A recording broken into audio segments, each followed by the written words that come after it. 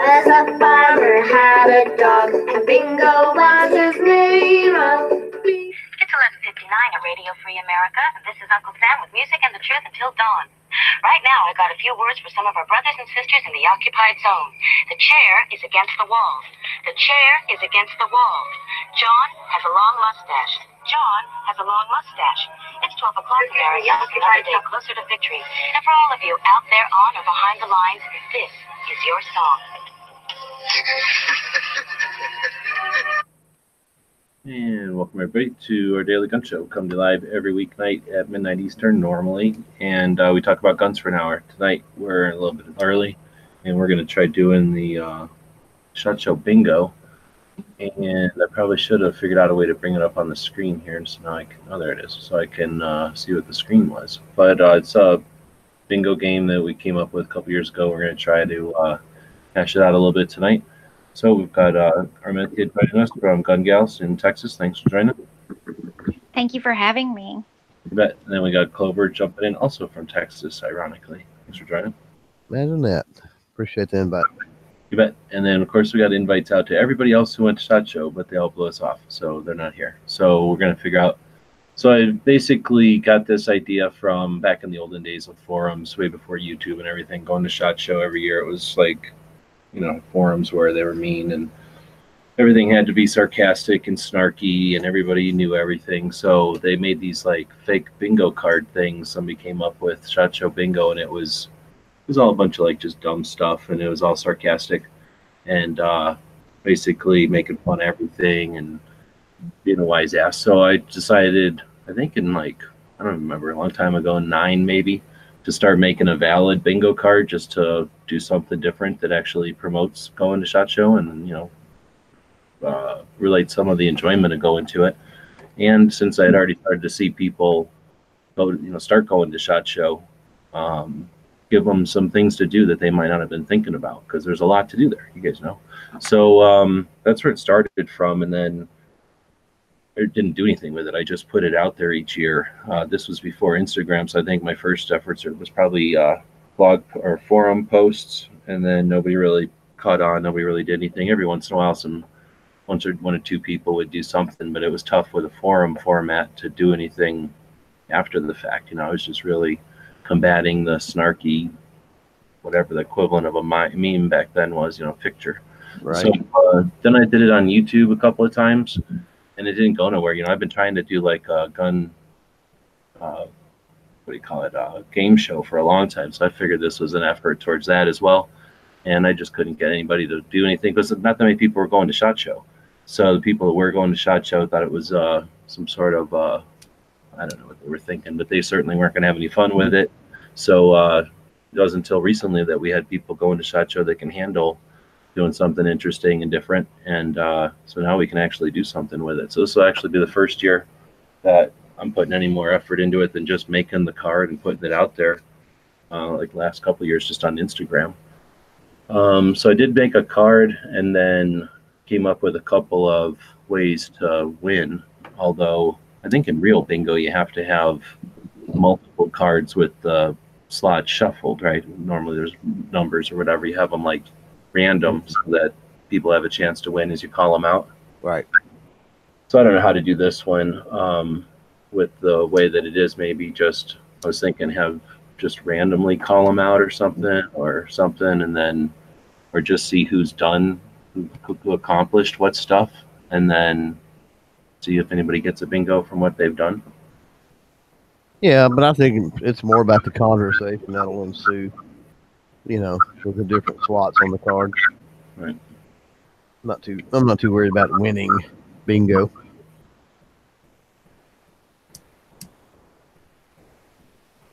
And honestly, I don't think any of the other ones that went would be either. Yeah, but that gives you something to do. Like that gives it a action or whatever. I'm trying to say like a format. Hey, I won just from going. Just from being part of the experience. Pulling everybody's a winner card on us? Yes. Hey, with all my ups and downs, I deserve to be a winner. Okay? I'm just saying. So let's see. Ohio said he saw the SHOT Show one and made one for Wanamaker. I remember that. But maybe we can continue to work on it, and then, well, especially with last time. I mean, last time we dropped the ball in it, because that would have been a perfect time to do something like that. And then a follow-up show like this one, even if people weren't thinking about it, just as, like you're saying, a way to recap the event and talk about some things. Right. Go through and see who all, got whatever slots on the card or whatever. Yeah, I think that's what's neat about it. It just provides a different way to recap, It's not the same old boring, what's the favorite thing you've seen? What's the, most innovative thing? What's the newest thing? That kind of stuff. Exactly. So let's see. And then it's not pessimistic. I don't think any of the slots in there are really pessimistic. No, they're not. So then I'm watching the YouTube site, I guess, also. So a Patriot out there, if you want a link, let me know. All right. Well, so then I was going to say, maybe if the people that are watching on the YouTube side or on the Gun Channel side, since we have enough people over there tonight, want to just shout out one of the blocks or whatever, maybe that's a way to do it randomly. So they say one, and then we'll see if we were able to do anything with that one. That might be a way to start they can be the virtual, what is it, like a popcorn thing where the balls come out. The hopper. Yeah. Yeah. So we'll see if there's a lag or whatever. So anyway, I've got some stuff on here in different colors. So the orange colors, is doing stuff, like getting out there and doing stuff. The green colors are your perceptions. So, stuff that you liked or whatever. Blue stuff is meeting people for the most part, getting out and having conversations with others. The red ones are photographs. And then the black ones are kind of doing stuff again. But long-term stuff, hopefully, or right. Stuff that's not necessarily obvious. So now we're not getting any suggestions on the Gun Channel side, so we'll go over and look on the YouTube side, see if anybody's saying anything over there, and they're not. So I guess we'll just randomly pick stuff. Sure. Like I say, it would be different if there was more than a couple of people in here, but if we had even somebody else, they could just randomly pick one. So if anybody out there, there's links out there, but if anybody else, I see Night Strike out there, maybe I'll throw him a link. Can be the virtual hopper. He's used to juggling a bunch of balls. There you go.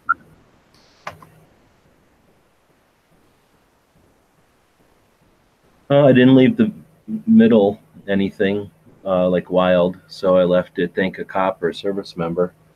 I don't know, a lot of people just do that out of habit anyway. But sometimes you get an opportunity if somebody's like signing something, or like somebody that's like the Benghazi guys are there, or other units or something. Sometimes that's an opportunity. Anybody get that chance this year? Mohawk boy out there says, "Are you supposed to be screen sharing anything?"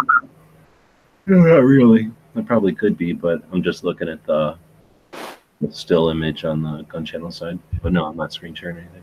Gotcha. Yeah, the Think a Cop service member.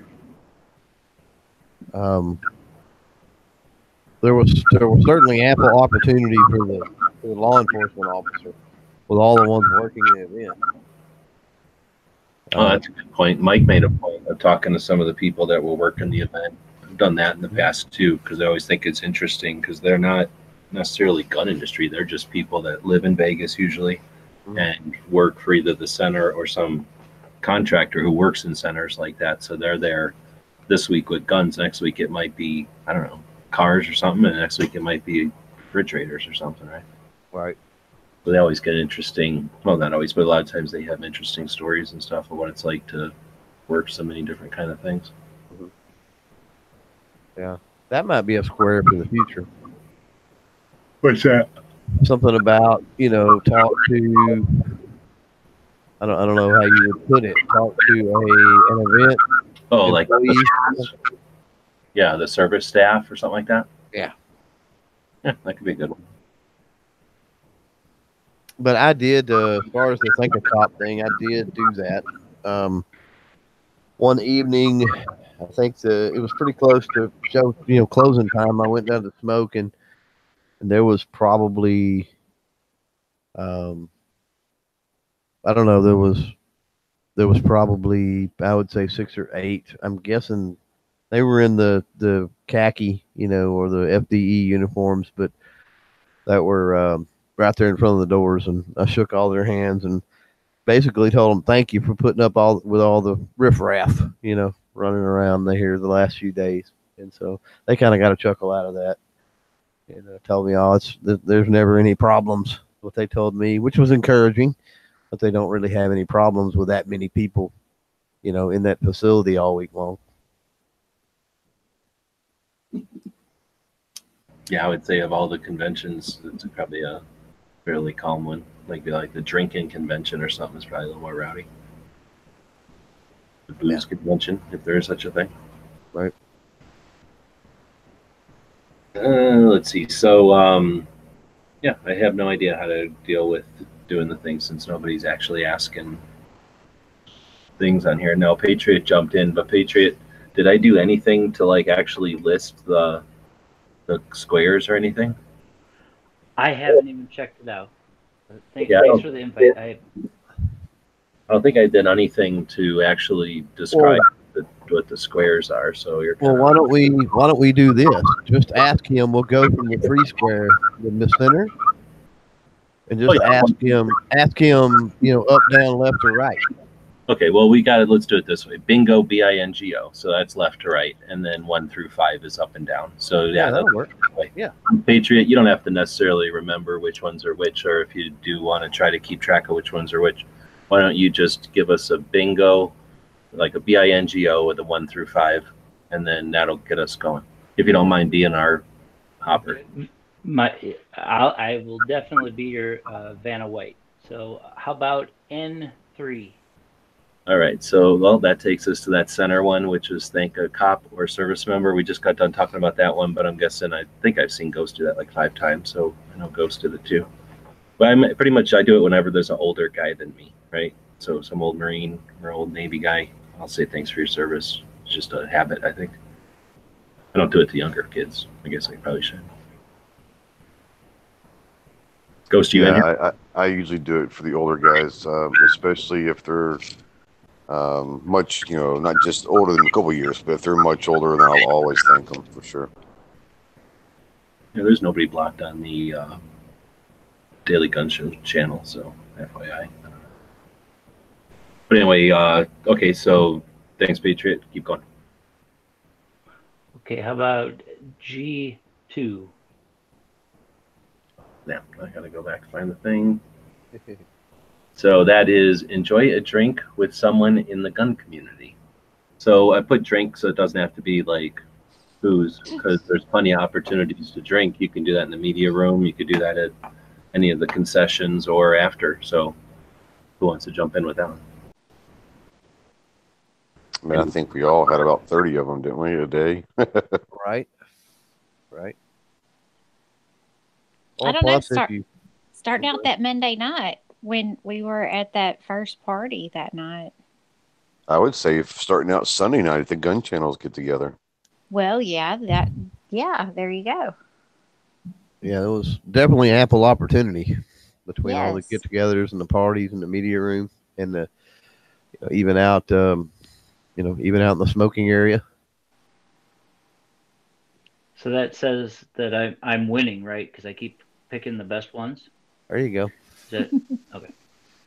Well, there's two so far that was very ample opportunity to fill those in. For sure. Patriot, you are a winner, no matter what anybody else says. Oh, thank you. Being,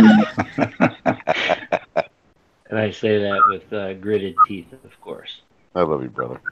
being that it's so open, though, that one's pretty easy. I mean, you'd almost have to go out of your way. You'd have to intentionally go to drink or rehydrate by yourself, right? Because if you did it in the media room, if you drink something in the media room, you're going to be talking to somebody. I mean, there's just so many people in there that no matter where you're standing, there's going to be somebody in front of you unless you intentionally didn't talk to them, you know what I mean? Right. And then same thing with like the concessions, right? I mean, if you're sitting down there, even if you're out there smoking or what, anywhere you go, that's 60,000 people in a building, you can't really go anywhere unless you intentionally find a corner where you're not going to be able to just have a conversation as you're taking a drink. Right. That's a pretty easy one. Maybe I should change that because it is so easy. Okay, Patriot. I'll go I-5 for all those. Oh, okay. So California guys out there. favorite knife it shot. Arminthia, did you look at any knives?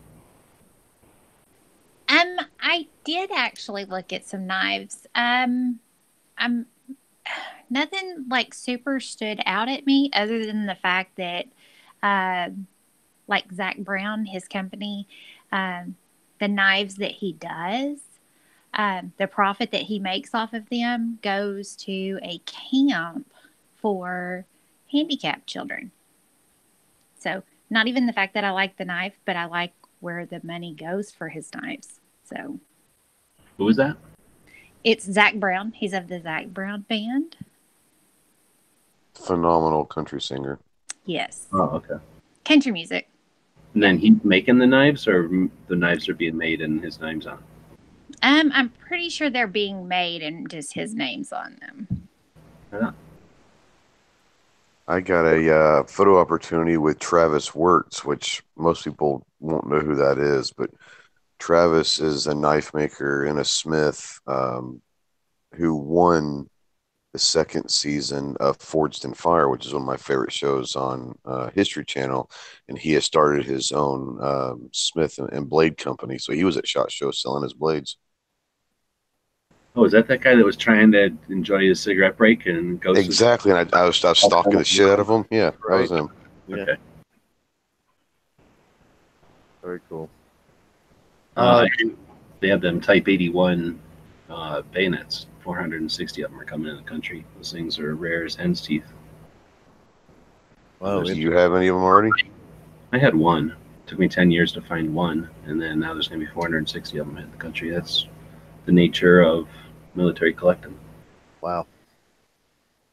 Well, I do like the Buck has one. It's a auto folder called the Impact. Smooth blade design, doesn't have any serrations. Auto open or assisted open, I should say, spring assisted open. Yeah, an FDE. Well, it comes in several colors, but the FDE was really cool looking. And love the blade design and all on it. There was one you took a picture of that was pretty cool. Is that one you're talking about? I'm not real sure. It may have been. I don't know. There was one that you took a picture of that was pretty sweet. I'm not a big knife guy. I enjoy a good looking knife, but as far as steel quality and a bunch of other things that go into them and all of that, and really geeking out over them, as long as it looks cool, that's pretty much enough to impress me, unfortunately. That's me too. If it looks good and it cuts, I'm good. All right, next one. Sorry, I had to change the headphones there. I-3.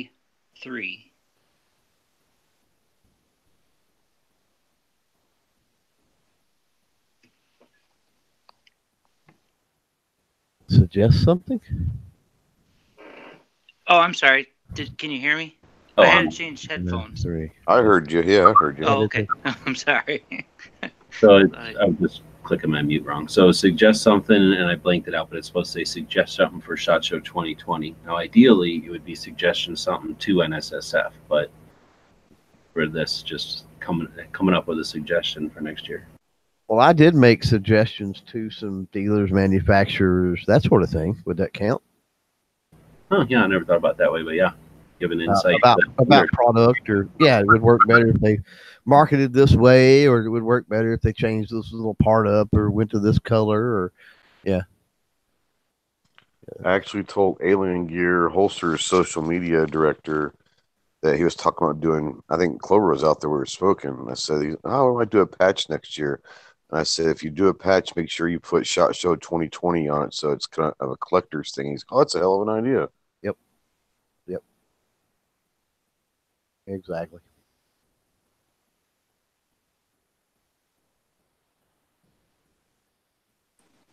I don't know if that Yeah. counts or not, but that's about all the suggestion I had. Yeah, that was a suggestion. Matthew, you got anything? I can't remember suggesting anything. I think Not- she suggested. She suggested that Voodoo can go suck it. Yeah, that's what I was fixing to say. Okay, maybe that's true. I thought she suggested that she really wanted that blingy ear pro. Yeah, or the Thor hammer. Oh my gosh. Yeah, I shared pictures of that, and I had one of my coworkers at work. She was like, "You better not come home without that shield, without the shield for Captain America." So, yeah. Anyway, but in all honesty, I honestly can't think of what I suggested, and I say that's not true because with that's going to be ugly for me to share. But I did suggest something to Pack and Heat. There you go. I suggested that they use real women in some of their marketing and not gun bunnies. Wasn't a lot of that around this year. Unknown User had a good one. Monitored the entrances more closely to prevent all them women from wandering around into the show. Yeah, I mean, I'm sad. All the law enforcement there, man, they couldn't do a better job of that. It's horrible. Yeah, they let that 30 minutes on Wednesday go for like 4 days. It was really upsetting. See, y'all are saying that, and Clover drugged me in kicking and screaming.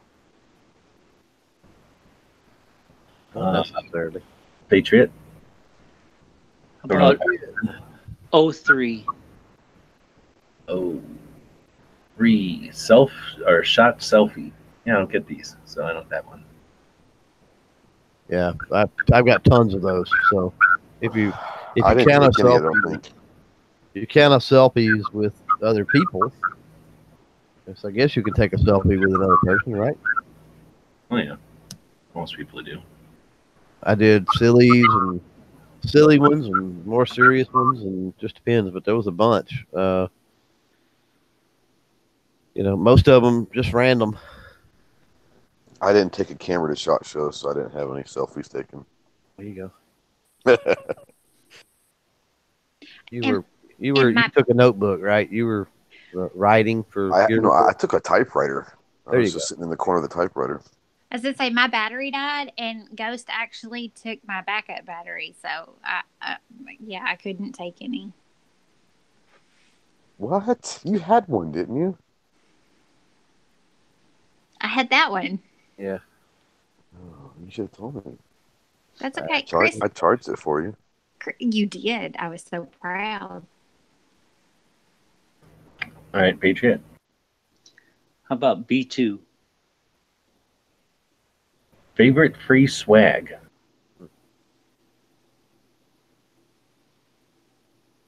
Well, that's a hard one. That's a tough one. It is. My gearreport.com t-shirt. I'm digging that. Yeah, me too. Me too. I will agree with that. I'll throw a couple out there. That little, oh heck, what am I thinking? That to put on the dog, the little koozie, whatever, the tack vest koozie thing. That was certainly neat. And then there was on Wednesday up in the pop-up review, there was a company up there that had the Minimalist Wallets, and they were giving away. Oh, those were cool. Yeah, the basic version or whatever of it. They were giving those away, and those are neat. There was some pretty good swag this year. I'm not gonna lie. Not a lot of patches. It didn't seem like, unless they all got sucked up on the first day. Yeah, but there were the patches that I did get there were some pretty cool ones. Black Rain Ordinance's patch was awesome. Yeah. 3D patch was pretty cool. And I've got two that again was up on the. Actually, they were at the supplier showcase, but it's really cool. There was like a skull and crossbone, and it was two different ones. It was a skull and crossbone, kind of cartoonish, and one of them had a green bandana on the skull, and the other one had a pink bow on the skull. So they had like a male and a female version of it. Yeah, those are selling for $35 a piece right now. Are they really?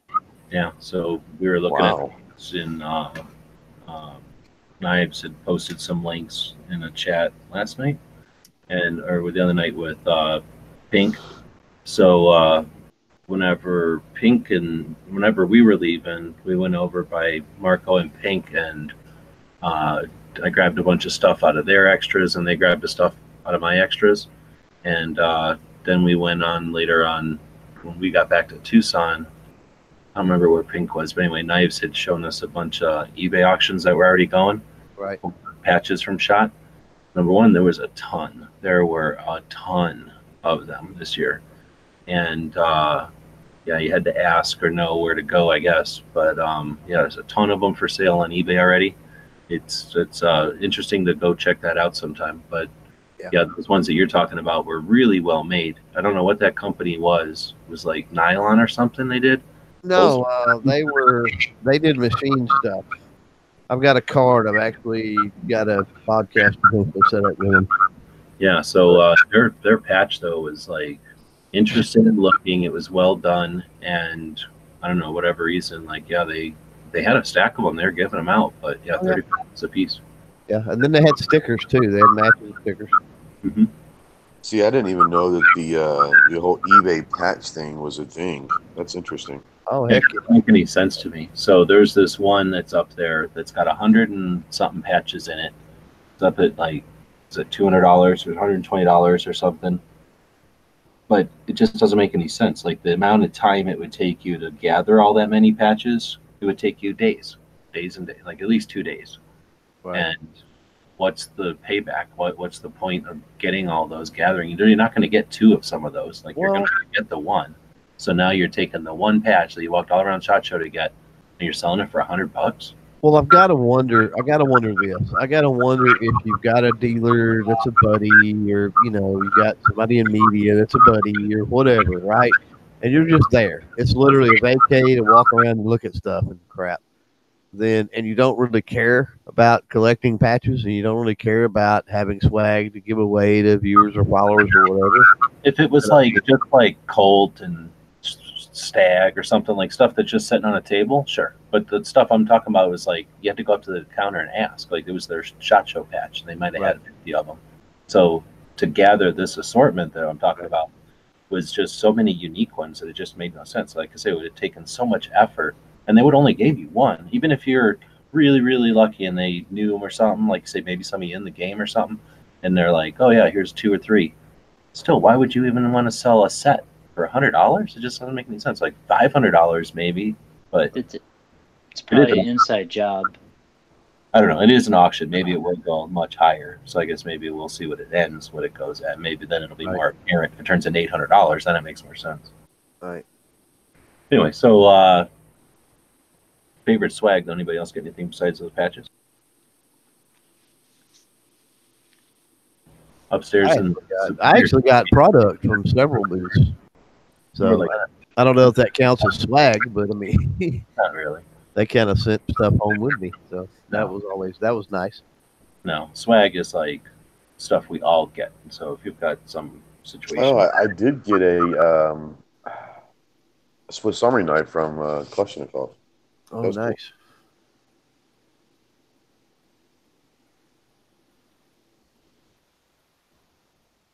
Cool. All right, Patriot. About B5.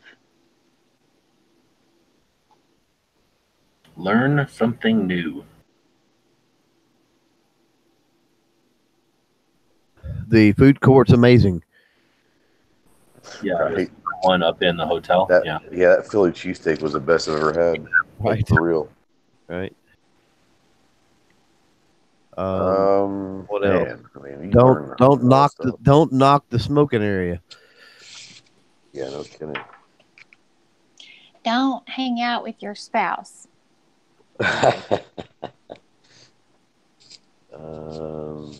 Well, when you went to Wanamaker, you didn't hang out with them, right?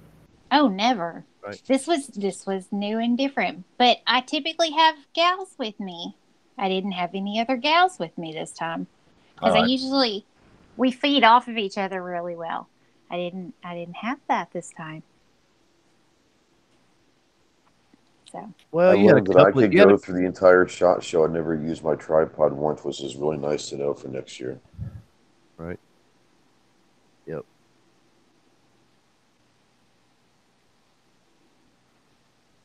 So if somebody's blocked on your channel, don't you still see their comments and stuff? No. I have to ask Braden about that, but I don't think so. No. All I right. think So, that's the point. I thought you saw them, and then it said the blocked user seeing some or something. All right. Well, so Pink, we were talking about things on the bingo thing here. The last one here was learn something new. Learn anything this year? How do you unmute? Trying to think. I learned you can eat about 3,000 calories in one meal and still survive. Bacon covered onion rings. Wow. How about favorite free swag? Free swag, probably. I don't know. I kind of like those little flashlight bottle openers. Right on. Shot selfie. I didn't take any of those. You kind of did one with the AA-12 a little bit. Yeah. Favorite knife? Ooh. See, that's kind of hard because I like a lot of knives. Well, another one was suggest something for SHOT Show 2020. For us, suggest for us, or suggest for like SHOT Show itself. Yeah, however.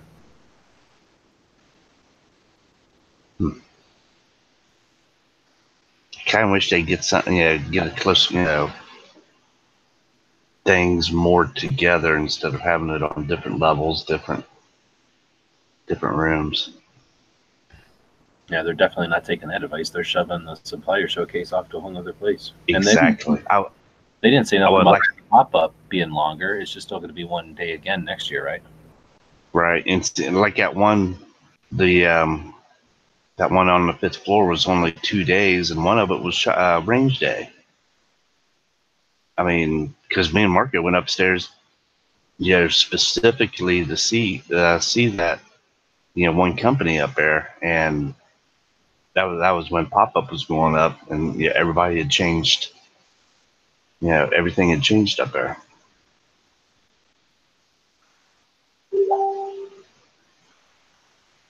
I definitely would like to see that, that 5th floor be a couple days longer. Yeah. I can't think of. Do we hit more than that? Do we what? I'm trying to remember if we hit more slots than that so far tonight. Looking at the bingo thing? All right. Well, so what's the next one then, Patriot? I'll do N4. So that'd be favorite eat or drink at SHOT. Chocolate it's easy. shake.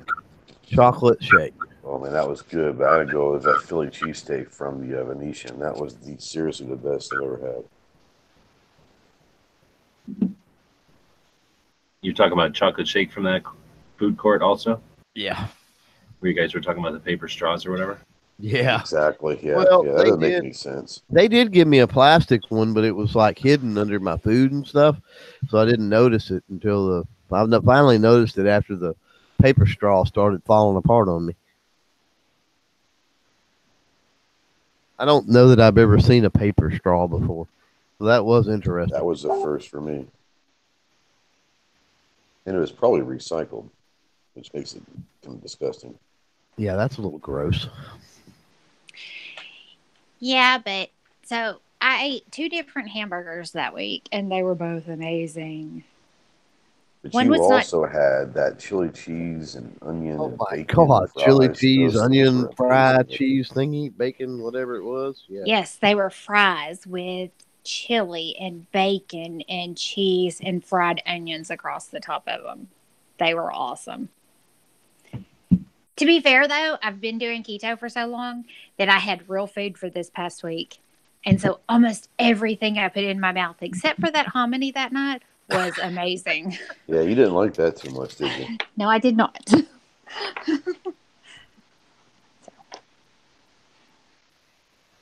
All right, Patriot. What about Pink? I bet you he's got a favorite. That's a rough one for me because we ate so much there. But I will say those bacon covered onion rings were life changing. I will Where say was that at? Where was that at? The bacon bar. Oh, it just sounds like Uh you huh. get a lot of trouble there. Right. I mean, the sandwiches that you got were like 60% beef, 40% bacon ground up together.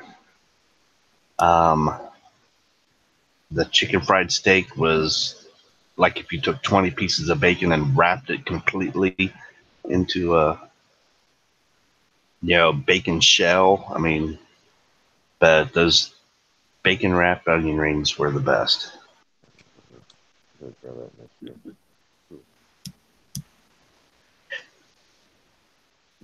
Well, you guys didn't see the pictures from last night, did you? No. No. Let me pull up a picture of these. About it. Yeah. Yeah, let me pull up a picture of these bacon wrapped.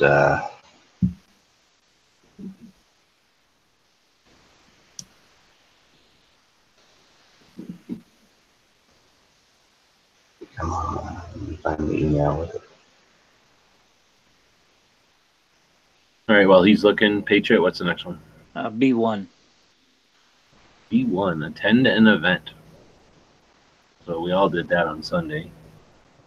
Yes. Sure. Technically, Yep. Kind of did it. maybe even twice. Well, guess you talking the Gun Channels event? Well, yeah, you're talking about Antares was an event, and then Gun Channels was an event. So. But you guys got to events throughout the week also, right? This year? Yeah, we did US Elite on Monday, and then Soul Invictus on Tuesday, and then my wife had one on Wednesday. Yeah, I had Tonto's thing on Wednesday as well. And how much was it to watch that movie? For me, it was nothing. If you just walked up to get a ticket, it was $100. But then prior to that, they had a fundraising dinner that was $10,000 a plate to get into. Needless to say, I wasn't there for that. Yeah, I paid the $10,000, but I didn't feel like eating what they had, so I didn't show up either. They didn't have a vegan plate. Right. I just was like, here's the money. I mean, The only way I could have done that is if they would have taken Monopoly money. all right, so there you go. Pink's got the picture of those bacon wrapped onion rings. Oh my good God. Yeah, I don't mind that heart attack. I'd take it for that.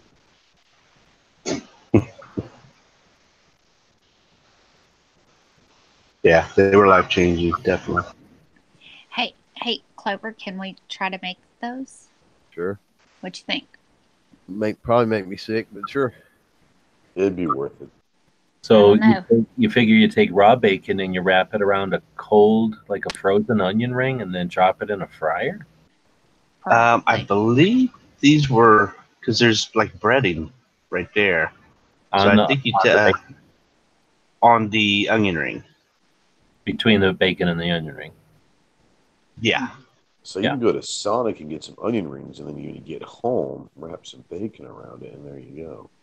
See, I don't think so, because by the time you cook, if you have a cooked onion ring and then raw bacon, by the time the bacon cooks, the onion ring's going to be double cooked, right? Like extra. That's true. I guess you'd have to do it yourself then, wouldn't you? I think you need to start with like raw onion rings or frozen even. But I don't know if frozen.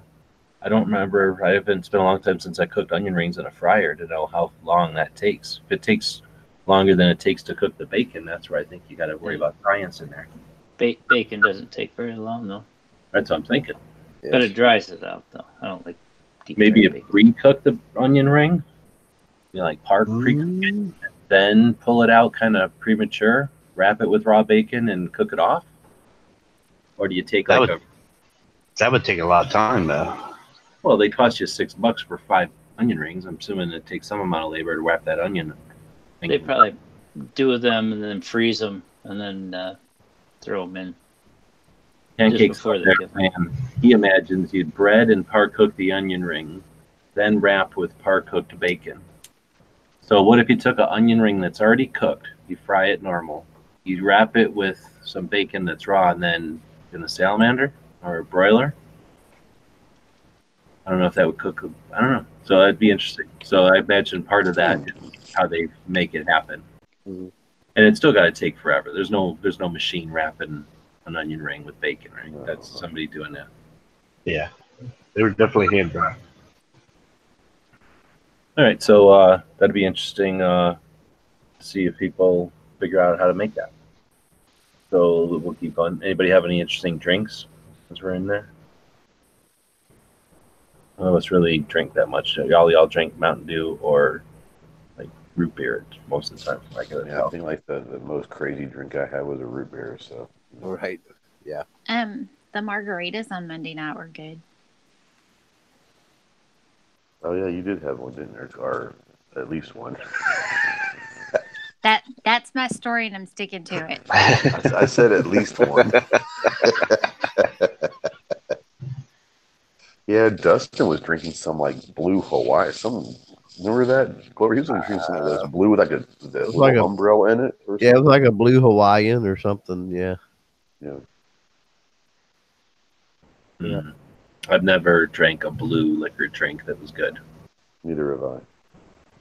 Oh my gosh! Well, I can't say that. That I can remember at least. No, you take an ocean water from Sonic, and then you put some Malibu rum in it. Oh my gosh! Then you've got a drink. Never tried that. That's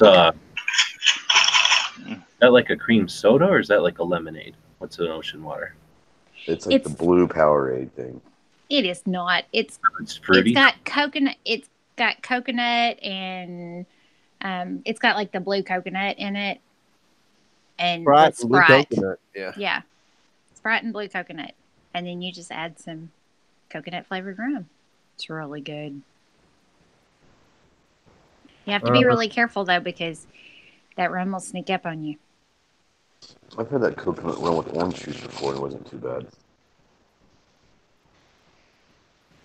So, Patriot. G1. G1. Donate to a nonprofit or charity. Put this in here because for the longest time I would donate $20 to adopt a sniper, or then they called it American Sniper for the longest time. And then maybe 5 years ago, they locked down really hard on anybody selling anything in their booths. But it used to be easier to donate. Now the nonprofits or the gun owners' rights groups are in that center hallway in the very basement. Kind of the center hallway, I guess, the wide hallway in the center basement. So there's really no opportunity to donate to them at SHOT Show. However, what was it? In Terrace and other events, you might have had an opportunity. That movie, that $1,000, or I mean, the $100 went to charity, right? Yeah, I went to the 14th hour, which is Tonto's thing. I gave a check to Sedini for Walk the Talk America. It wasn't a big one, but it was a check. Yeah, I did $40 to Blue Line Bears. Oh, that's right. So that's a 14-year-old girl doing that? She's 16 now. Yeah, she's the owner of Fort Scott Munitions' daughter, which is kind of a cool Who's? thing. Who's? Fort Scott Munitions. Oh, okay. And technically, if Clover donated, I donated. Oh, So like you each gave $20 then, correct? By Technically. proxy. Yeah, I guess so. I got a really cool patch from them last year. from where? From the blue teddy bears. Yeah, you did. Yep. Care of one Ghost Tactical. Oh, okay. Who's that guy? He's a prick. Mm. Right. And So- we put up with them. There's been at least 3 iterations of bears that I'm aware of, maybe more. I'm sure there's been more, but the first ones I was aware of were from Esotech, and they were to basically go to guys that were deployed or people that were deployed, and then you would, if you're being deployed, I think the idea was you'd give it to your kid, and then they were made in like the camouflage uniforms of whatever unit, and then so there was something there. And then I saw that Marco was doing one with somebody, but that was more police, I think. Wasn't it, Pink? And now this one is from a girl, and hers are more police, right? Police charity. Yeah, it's basically if there's a fall, and Clover, correct me if I'm wrong, but I think it's like if there's a fallen law enforcement officer, Right. then they'll contact the family and try to get a uniform, and they'll put part of his uniform and his badge and all that on a teddy bear, and then they'll hand deliver it to wherever that family is. Is that correct? Yeah, they use the uniform, the buttons, and for the nose and the eyes, they use the buttons and the whole nine, and then they use the patches off the uniform too, and then they stitch the end of watch day into like the foot, and then the kid's name, I think, is stitched into the hand or something like that. And then That's a lot more specific. That's for an actual individual and going. it is, yes. Yeah. Okay, that's a different type of thing then. Yeah, they're all custom to that specific kiddo. Yeah. And then they'll hand deliver them to the house. That's what's just really really cool. Yep. And that's for fallen officers. Right. Correct. All right, next one, Patriot. Oh boy. How about G5? Booth babe photo. Nope. Nope. I mean, I didn't. Like I said, I don't know that I even seen one that I would consider a booth babe. Okay. That's Any true. photo Yeah. I was in There you go. in a booth. That's true. That's true. That's true. I was waiting for that. I mean, if you Jeez, consider Clover like dropped the ball Julie there. Golub, I guess Mhm. Julie Golub, but I mean, she's not a booth babe. I mean, she's just. I didn't even seek out any gun bunnies. Did you went to Kalishnikov, right, Ghost? Yeah, Did they have theirs there this year? No, it's yeah, but they were in like golf shirts and jeans. Well, Normal Century's the one that has the Russian girls. They were see, Century didn't have any, and they SAR didn't have there wasn't any. any at SAR either.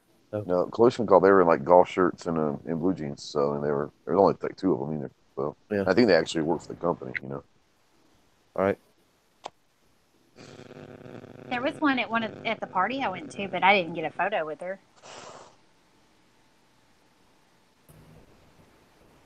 So, Patriot, next one. How about 05? So, ask a firearms instructor a question. Oh yeah, spent an hour and a half with Clint Smith, which was pretty cool.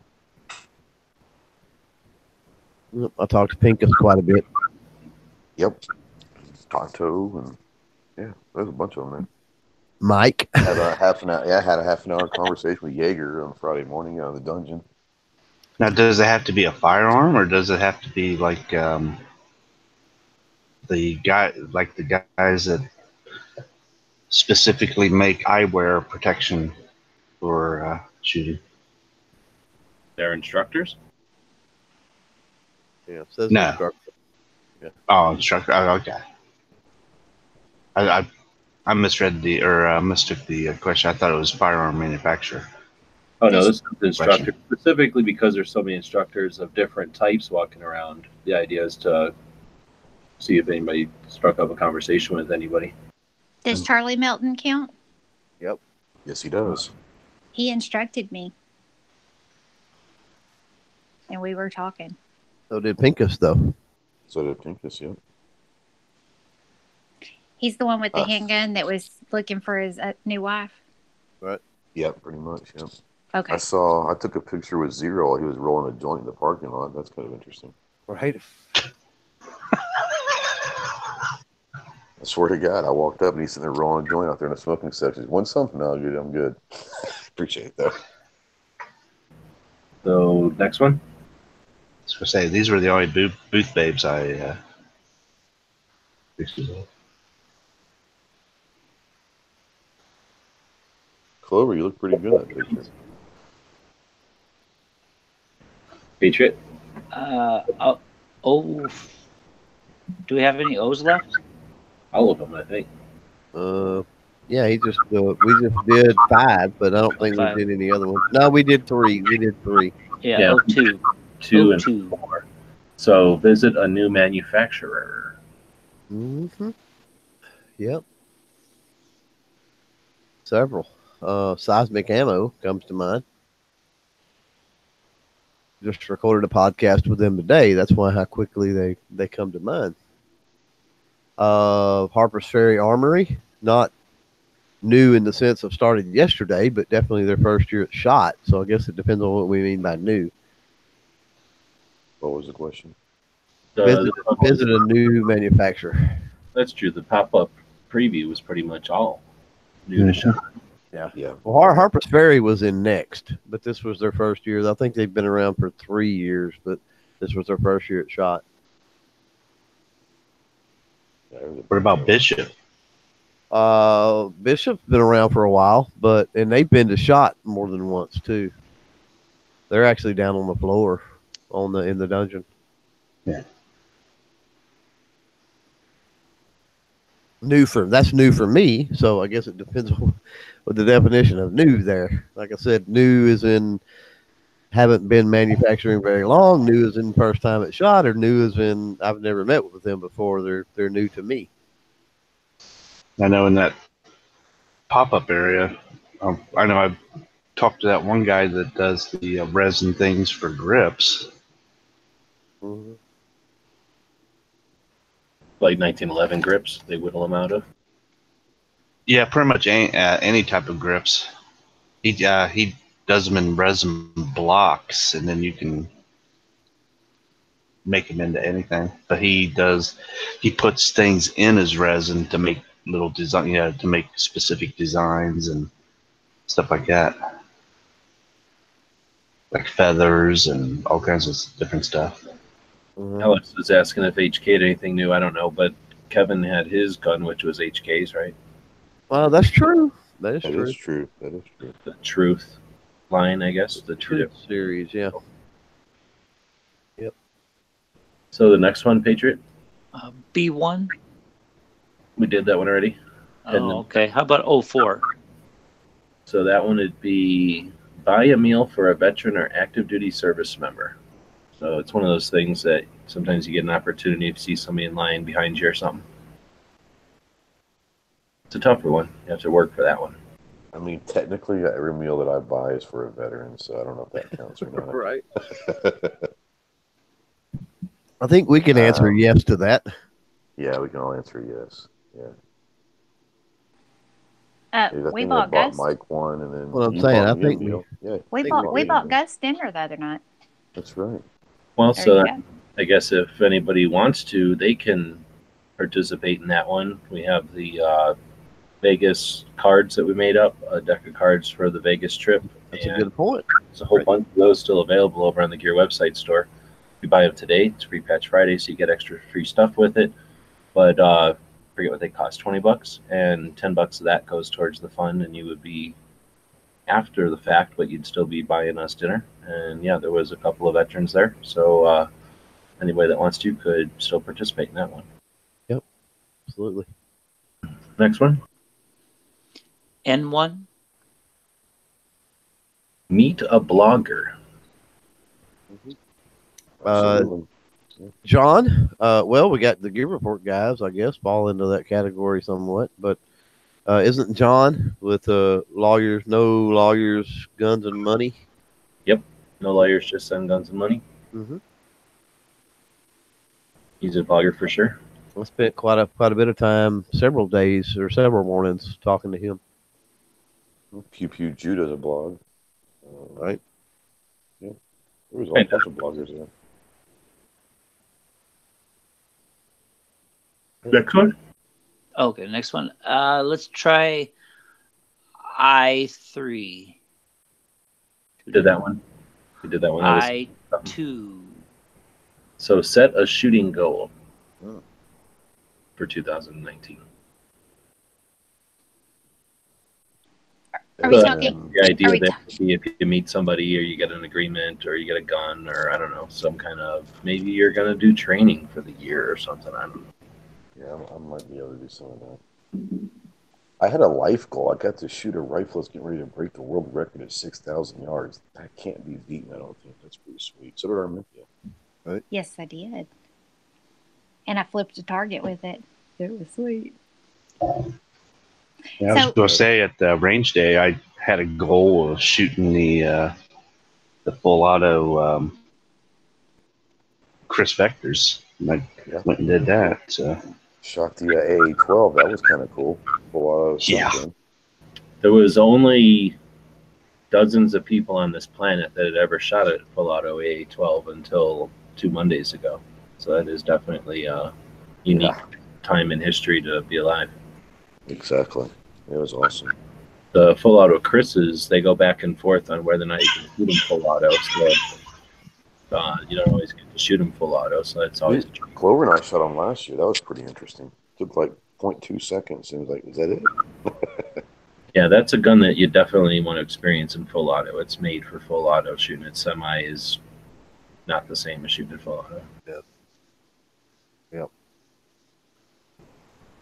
All right, next one. How about N3? I already did that one. Yeah, that was the first one. Okay. How about N5? So this one's kind of the same as the other one we did. Shake hands with a firearms manufacturer. Oh yeah, tons. Many of them. Too many to mention. Pretty much all 100 or so business cards I have. You know, those handshake there. So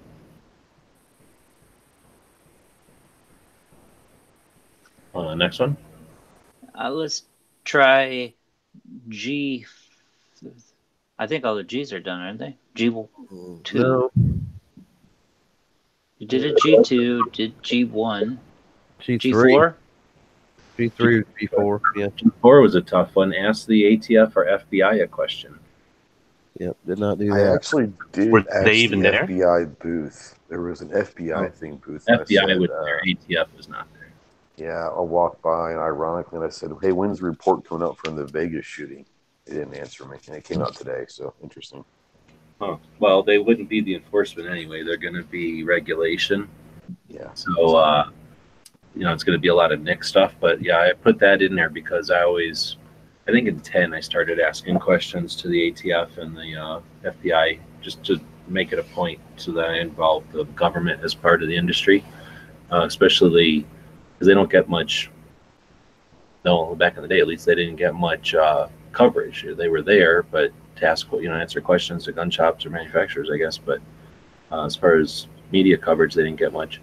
So asked a couple of questions each year, and I was doing it almost as a exercise. I didn't really have that much ambition, but it was always interesting. And then I started to get more ambition after I found how interesting it was to hear.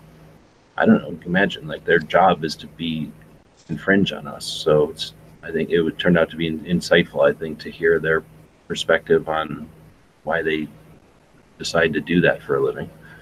Well, I've been there 2 years now, and the ATF hasn't been there either year. Is that something that's normal, like historically? No, that's what I'm saying. That's real tough to include it when they're not even showing up. So that's this year because they're saying the shutdown. I forget what their excuse was last year, but yeah, tough. And then some years, 15, 13, we had opportunities to confront them about, their whatever positions on stuff. And again, they'll usually just back down. But I have had successful interviews with them in the past, so it's not like they're unapproachable. You just have to do it in a different way than other people. They have media people that you have to prearrange and kind of get approved to have interviews with them. Just a more of a bureaucratic type of situation than any place else. Why don't we do the one right above that then, since it's going to be tough for Patriot to come up with all the ones that are left. So best logo. We already talked about that patch that's worth $35. But any other logo? That's true. Well, I got to noticing this as I was following up making contacts, but I never paid much attention to Rise Armament, which is, of course, out of Oklahoma. They're around Tulsa, and their logo is very close to a tattoo I have, and my tattoo was, the design on it was come up out of my brain, so that was kind of interesting how close of a design that was. I think it's pretty cool because of that. Is that the little heart with the arrow through it? It's Ha ha ha ha ha ha ha ha ha ha. It says mom. It says mom. Yeah. Little dolphin with a button. No. Well, mine is a hammerhead shark. It's not a dolphin. It's a hammerhead. Well, mine is a scorpion on a pyramid, and theirs is a scorpion on a weird triangular looking. Looks almost like a triangular ninja star, I guess, or So something. do you guys like smoke the same peyote at the same time, or what? I don't know. It was weird, man. When I noticed it, I pulled the card out and I was like, "Holy crap!" And I just never paid attention to their logo before for whatever reason. They called the same 800 number for a spiritual hotline. Yeah, apparently.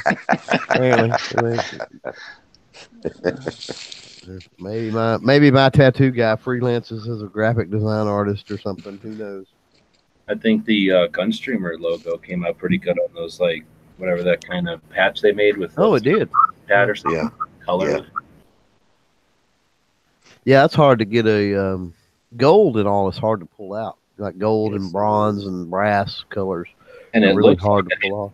And it looks like a head stamp. Like, it doesn't look weird, and it doesn't, you're not like trying to imagine. It really looks like a head stamp. They did good. And the green looks good. It doesn't look too wrong, for the rest of it being realistic. The arrow still doesn't stand out weird or anything. It's nice. Any other logos? Man, there was a bunch of them. I'm trying to think. So it was SHOT Show, maybe 8 or 9. It was before Sands, and it had to be 8. Shane was there. So we went to Glock this one year, and they had come out with this weird Glock logo that had like 5 bars and then the word Glock in like almost the font that Ghost has on his logo right now. So it was like the wrong letters, and it was with these like 5 bars or whatever, and it was weird. And they were giving away shirts and some other stuff at Media Day. So I got a shirt, but it was like a European shirt, like really weird, like what Jaeger would wear, kind of a really small, tight shirt type of shirt.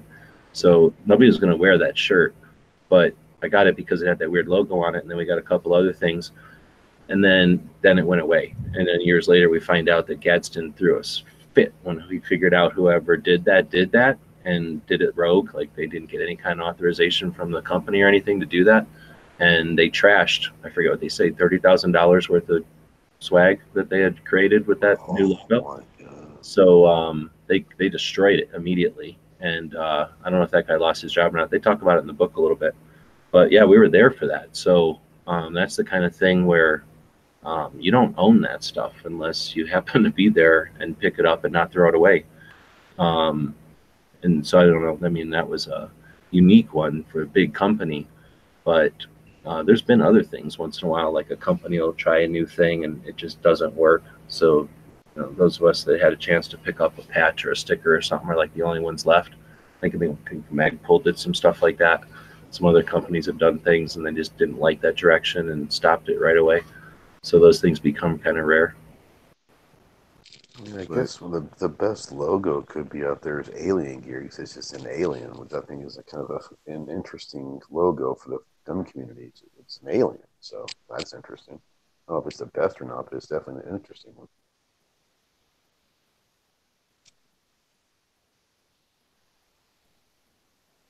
There were quite a few of the patches that were SHOT Show 19 specific that were kind of like logos, I guess. But Yeah. were like Scott had one. There was a set of like 5 kind of, what is it, 6-sided little shapes, like not diamonds, but whatever a 6-sided little shape would be, a trapezoid or whatever the hell it is. Hexagon. And but like a squished hexagon, yeah. And then you'd put like all 6 of them together, and it makes kind of like a ring. And there was another group that did them in like a more of a rounded hexagon, I think, and there, or maybe a 5-pointed thing. And then theirs would go into a kind of a circle. So there was a couple of, I guess, companies that were working together to kind of create, what do you call that? Like a set that you have to go find and collect.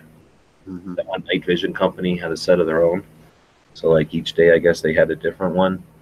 And I don't know if that's really logo stuff so much, but definitely playing with logos. Let's see. So we have There's not many left, is there? Well, we got attend an event. We did that one. Free swag. We did that one. Meet a YouTuber. Anybody meet anybody that they didn't know yet on Not YouTube? the entire whole show. I did not meet one YouTuber. It was sad. I met Haas. Yeah, you met Haas. That was a new one.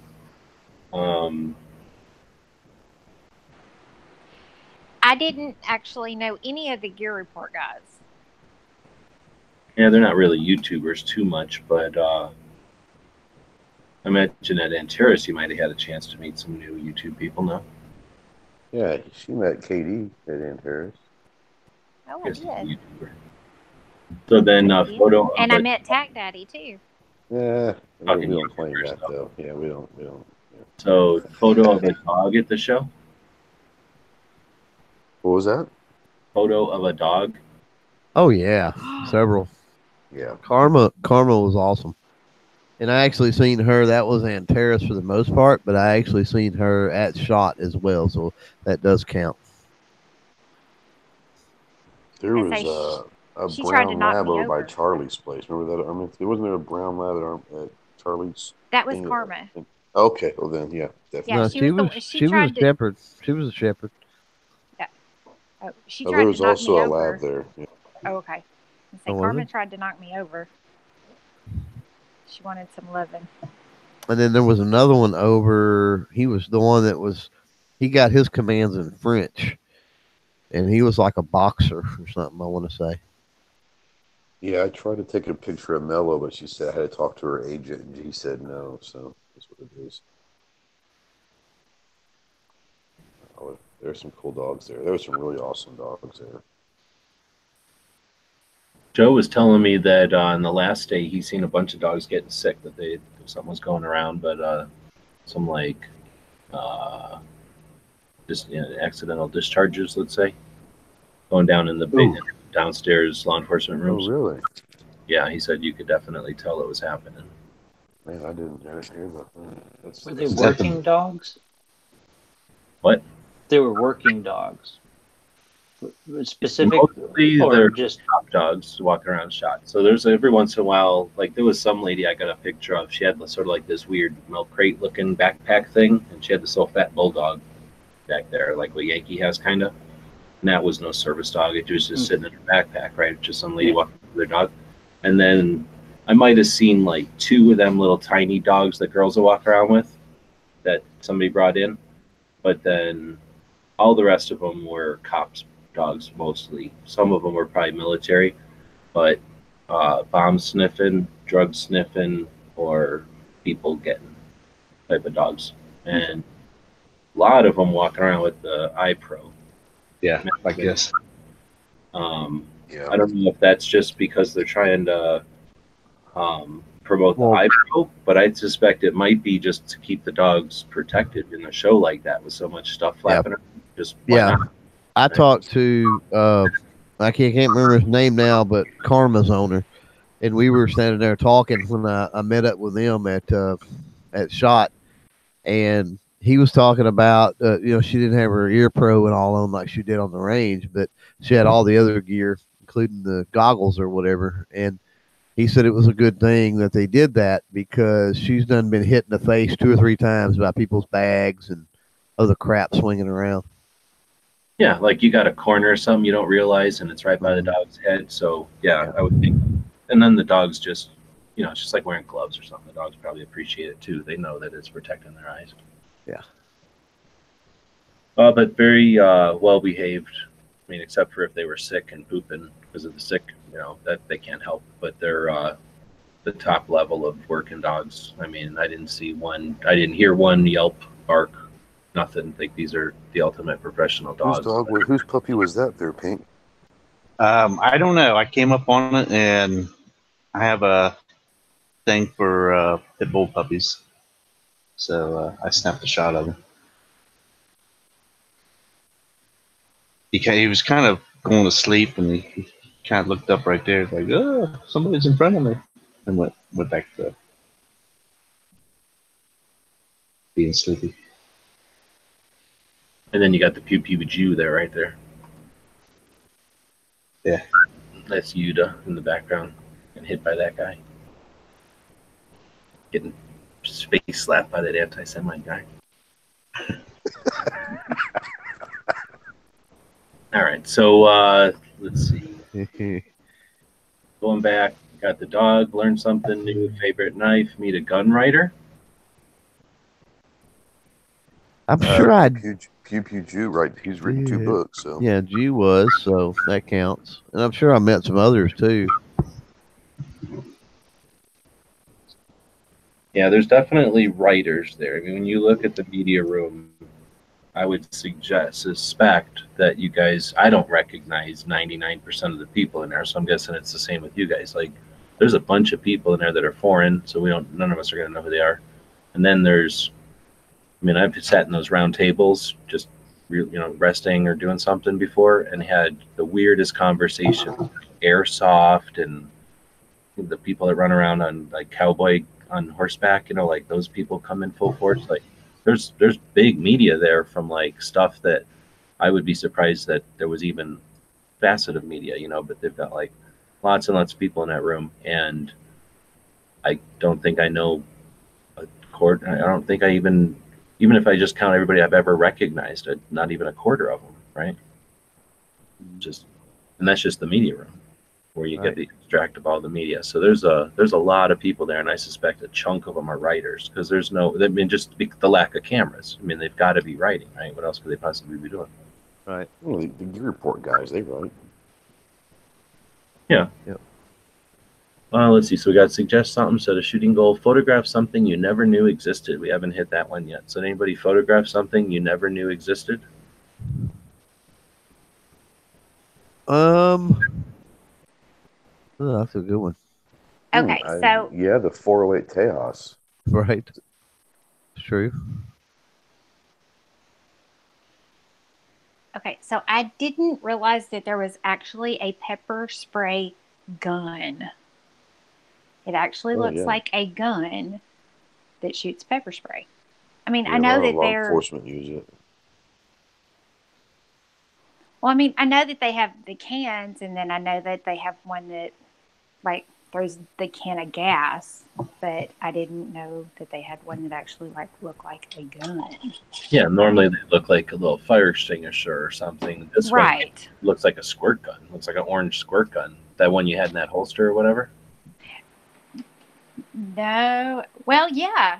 Yeah, that Took me a minute. Whenever you posted that on Instagram, I was like, Yes. what pepper spray? And I'm like, oh my goodness, that thing that looks like a dummy gun, or it looks like a blue gun, except it's orange. Yeah. It looks like a squirt gun, really. So I don't know. I don't know what to think of that. Like, it's a lot of stuff to carry around for pepper spray, and then it looks a heck of a lot like a gun. Which could get you in trouble.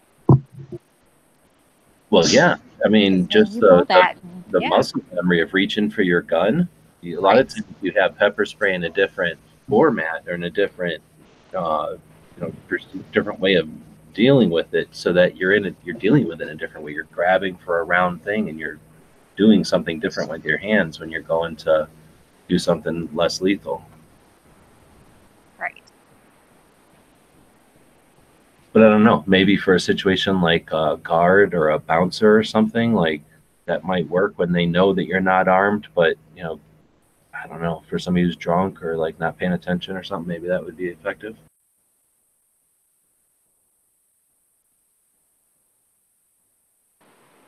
I don't know. He talked about. I'm going to get with him because I'm a little interested in it. So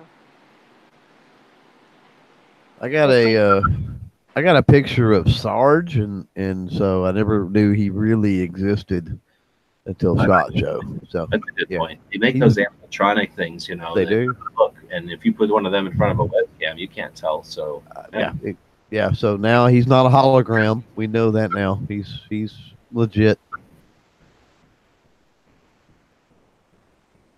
So I'm trying to think too. I mean, that weird double shot revolver is, I guess, a thing that never existed. I didn't actually get a picture of it. I think most of y'all got pictures of that though. Sure.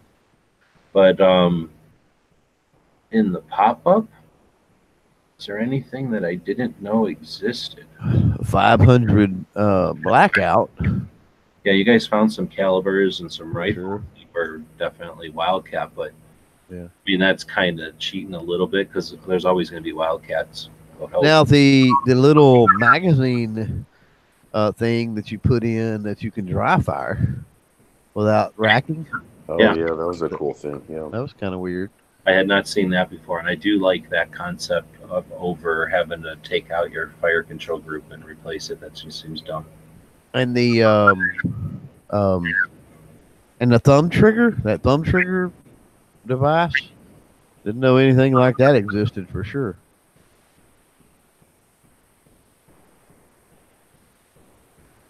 Let's see. So then we go around to meet a blogger. I think we did that one. Photo of a new firearm. Kind of just set a bunch of those. Oh yeah. Favorite eat or drink. Shake hands with the firearm. Booth babe. Ask the ATF. Best logo. Enjoy a drink with someone. Donate to a nonprofit. Get a trade. Okay, get or trade a patch. Oh yeah. oh yeah. Did a trade at Grid Defense and did a trade with Mike. Those were the two that off the top Traded of my with head. me also.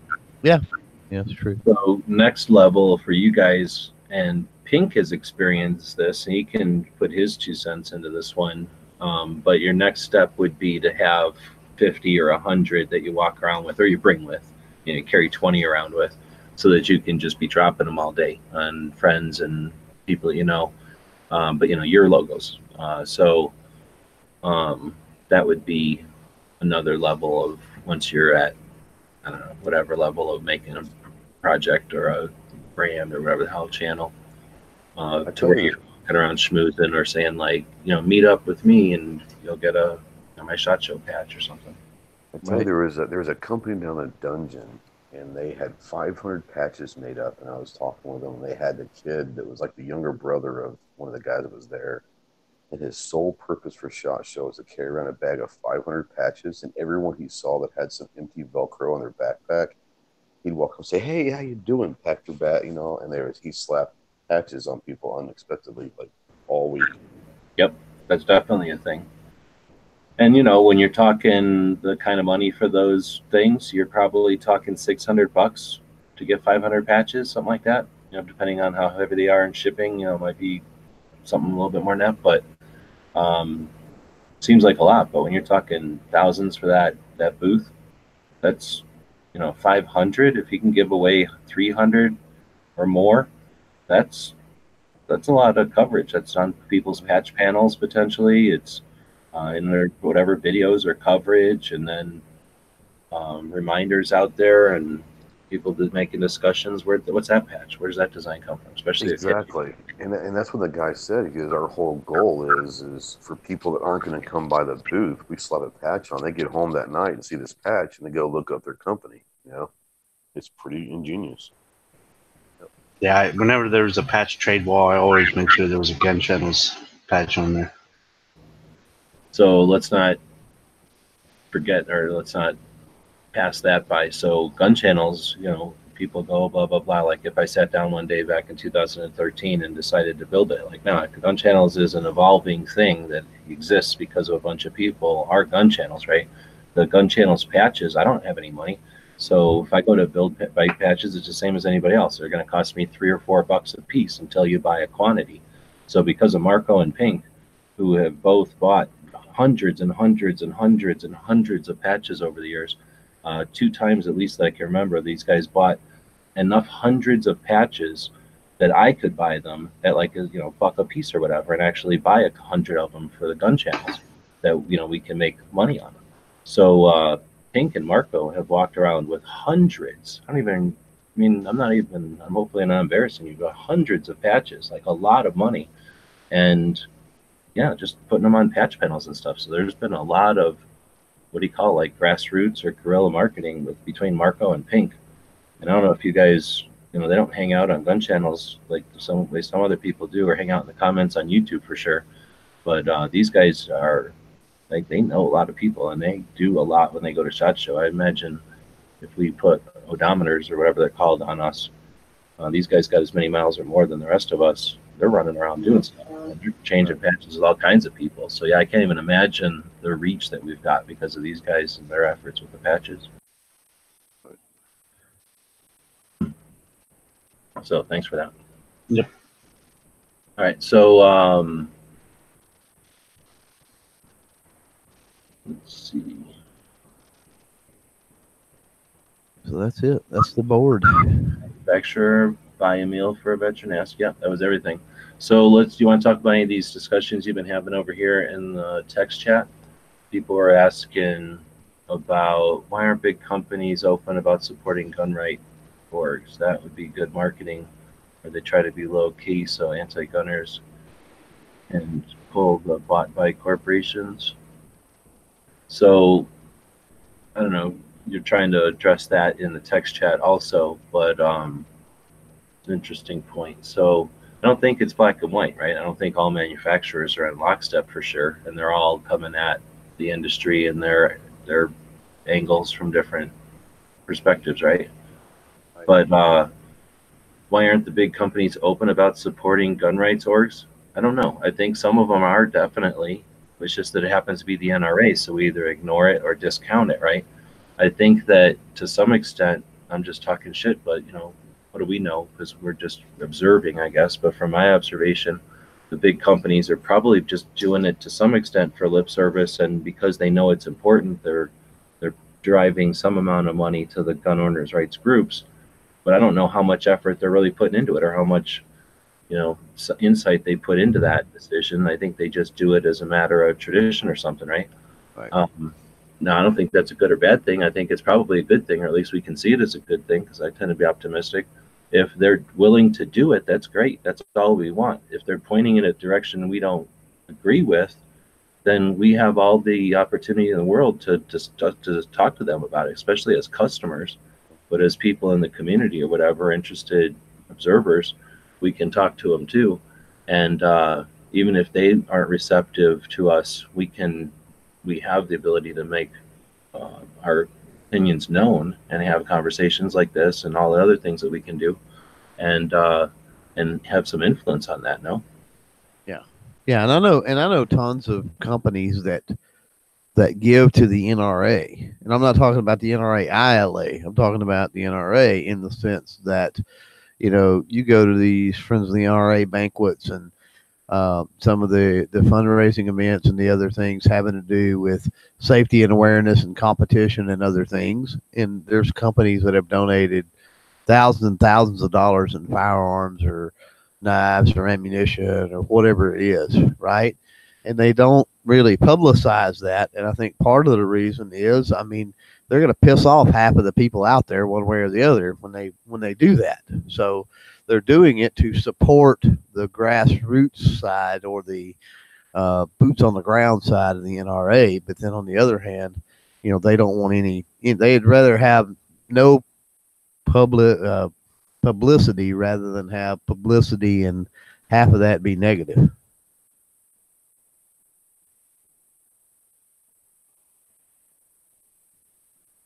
if that made sense.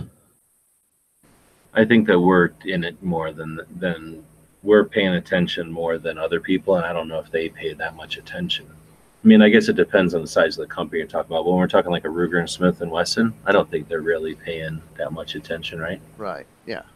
And then there was some talk about Glock, not doing anything for the 2A community, and Glock's has made some pretty savvy freaking moves in the past as far as the 2A community. Now, I will not sit here and say Glock did it for the 2A. Glock did it because it was in the best interest of their business, but still, they had made some 2A moves in the past.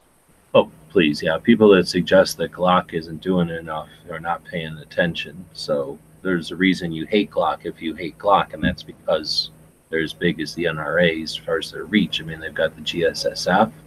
You can't discount that. That says tons of people to the shooting sports. That's a super cool thing that I'm sure is a loss for them. It's a marketing thing.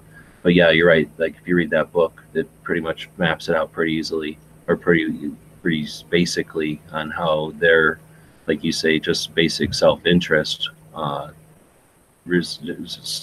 stopped the antis from a whole strategy, the whole strategy of suing companies for the actions of criminals based on somehow some perceived like responsibility to the manufacturer to how a criminal is going to use an item.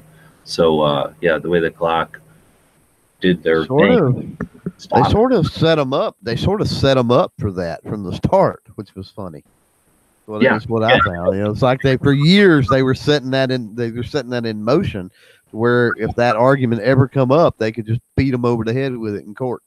Yeah, and again, I agree with you. They didn't sit down and say 10 years earlier, like, oh, you know what? Let's set this up. But certainly the antis had nothing to stand on, and that was evident as soon as they came up against Glock.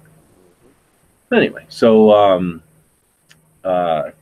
but I just don't think that too many of the big companies consider our disgruntledness with the NRA, or I don't know if I say "our," but a bunch of people who are, I don't know, aware and vocal seem to be disheartened with the NRA's,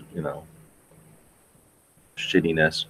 Whatever, I'm preaching the choir here, but you know what I mean? I don't think that like a Ruger and a Stag Arms or a Rock Island, they don't give a shit. They might be aware of it. Their social media people probably are aware of it, but when they weigh it with how many dozens and hundreds of guns they're going to sell to this distributor and this many guns to this region, and they're worried about their competitors' other little 9mm gun, I think that our issues with the NRA, I just don't see them being that big a thing.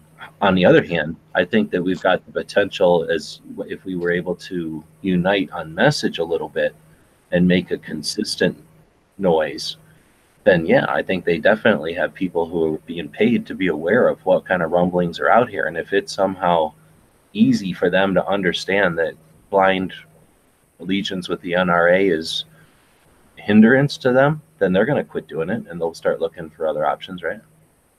I think that they're paying attention to their P&L statements, and if their profits start going down, their losses start going up because people are upset about their 2A stance, they might listen. But when that happens, it's a business. They're not worried about everything else. It's about making money, and that's just the reality of it. Right.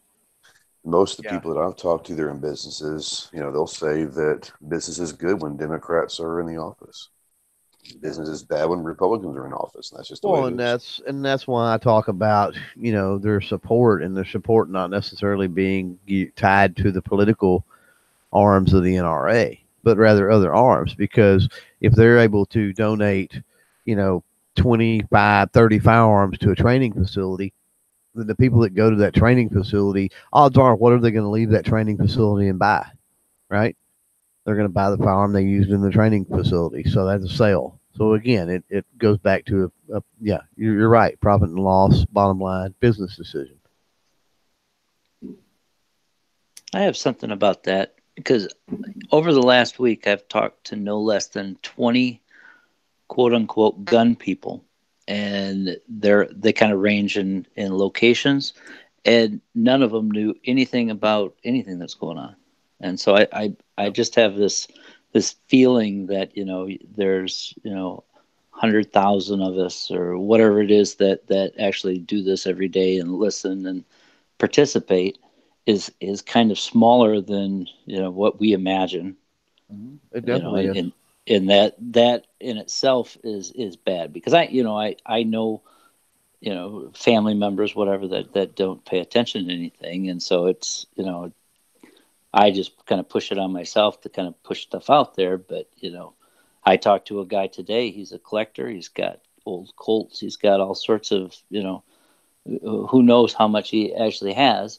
And he is just oblivious to, you know, anything that's going on. You know, it's just, if it's not, you know, at his local shop or who he's actually talking to, he doesn't pay attention to it. And I can't see a big, large company unless there is kind of, you know, somebody that's actually paying attention to what's going on, you know, see the, you know, the ripples that, you know, that we're talking about. But I hope they do. Well, I think you're right. And I think a lot of these major companies, they're going to have someone who is a political affairs director whose job is to keep up with the political climate.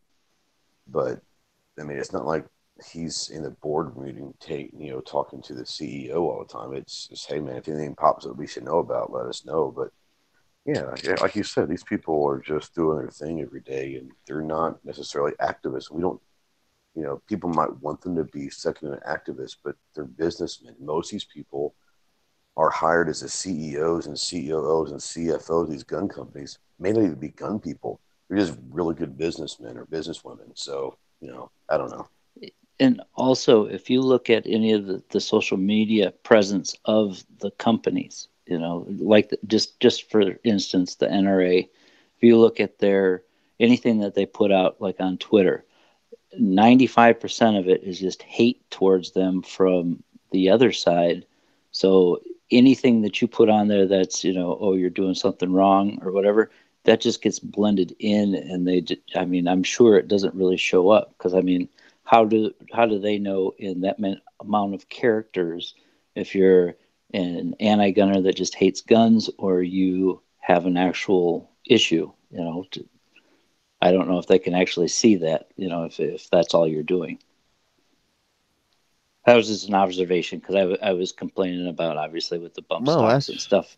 And then I read through, and it's like, well, geez, there's for every one that actually mentions something that's actually legitimate and a concern, there's 20, 30, 40 that are just crazy blue-haired people with their hair on fire, yelling and screaming. It's like, how are they going to ever notice something just, something you do once, And that too is why a lot of people out there are saying, well, you can't change the NRA. You can't change the NRA. Well, the problem is you're talking to this big, huge organization, the NRA, and you're absolutely right that your dissent towards the NRA is blended in with the dissent from the anti-gunners.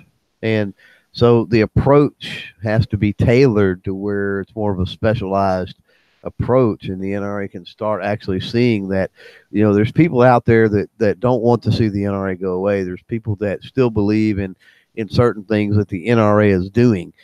We just have a beef with the political side of things. And, there's got to be a way, and I think coming up here really soon, we're gonna kick off a campaign and try to work on some of that. But there's got to be a way to write in, email, whatever, and approach that from that particular standpoint that separates us from all of the random hate that they get on a day-to-day basis.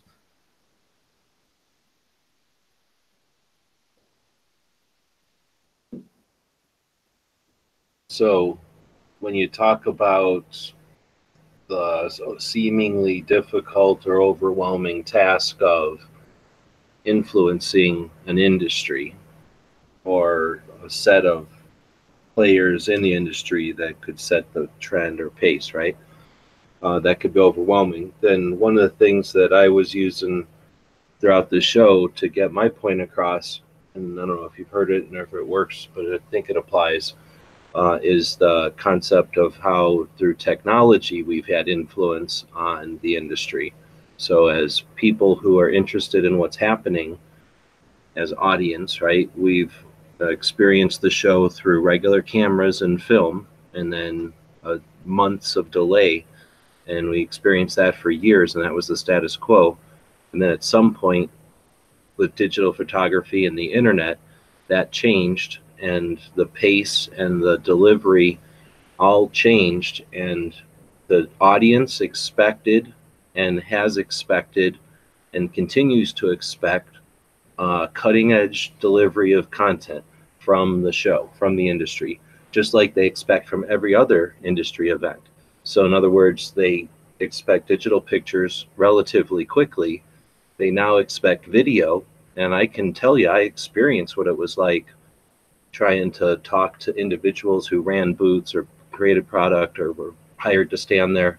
And then you're trying to say, hey, this is a video camera, and I want to do what you're just about to do live on video camera. Like, that was awkward and took a year or two to get that through. And now that's old hat. People don't have to be explained any part of that. They understand it. The audience doesn't have to be introduced to videos from trade shows. The people who make them don't have to, they don't need any special training or equipment anymore. The people who are at the booths, it's a matter of fact, so they're familiar with it and they allow it and they encourage it, and sometimes they even hire people specifically for that. And now we go even further into live and instant content delivery. So with that focus on our influence on the industry, we can easily apply something like Second Amendment awareness and the legal or the political aspects to it that have been in the past neglected, and I don't think intentionally, as much as just no one has shown that there's interest and that there's a need for that aspect of the industry to be involved in all that. So I think that we have influenced it. None of that was deliberate, and it was all slow and eventual. So I think if we expect the industry to turn on and pivot on a dime and all of a sudden be super active and remove the NFA, that's unrealistic. But with deliberate effort, I think we can influence the media and the audience, and then that can in turn influence the industry. And then we see an industry that is in tune with our awareness and our interests, and then is a formidable political opponent. And then just the fact that we get political there, we'll see less and less attacks, because they'll know that when they fuck with us, we're capable and competent.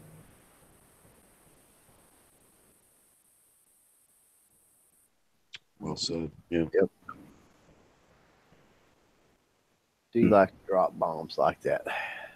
Well, that's what I'm trying to accomplish with this year, right? So I mean, I think that's solid, and I'm trying to still get that across to some other people that are still not as fluent with internet, I guess, you know, and what we can do on the internet and what gets done on the internet.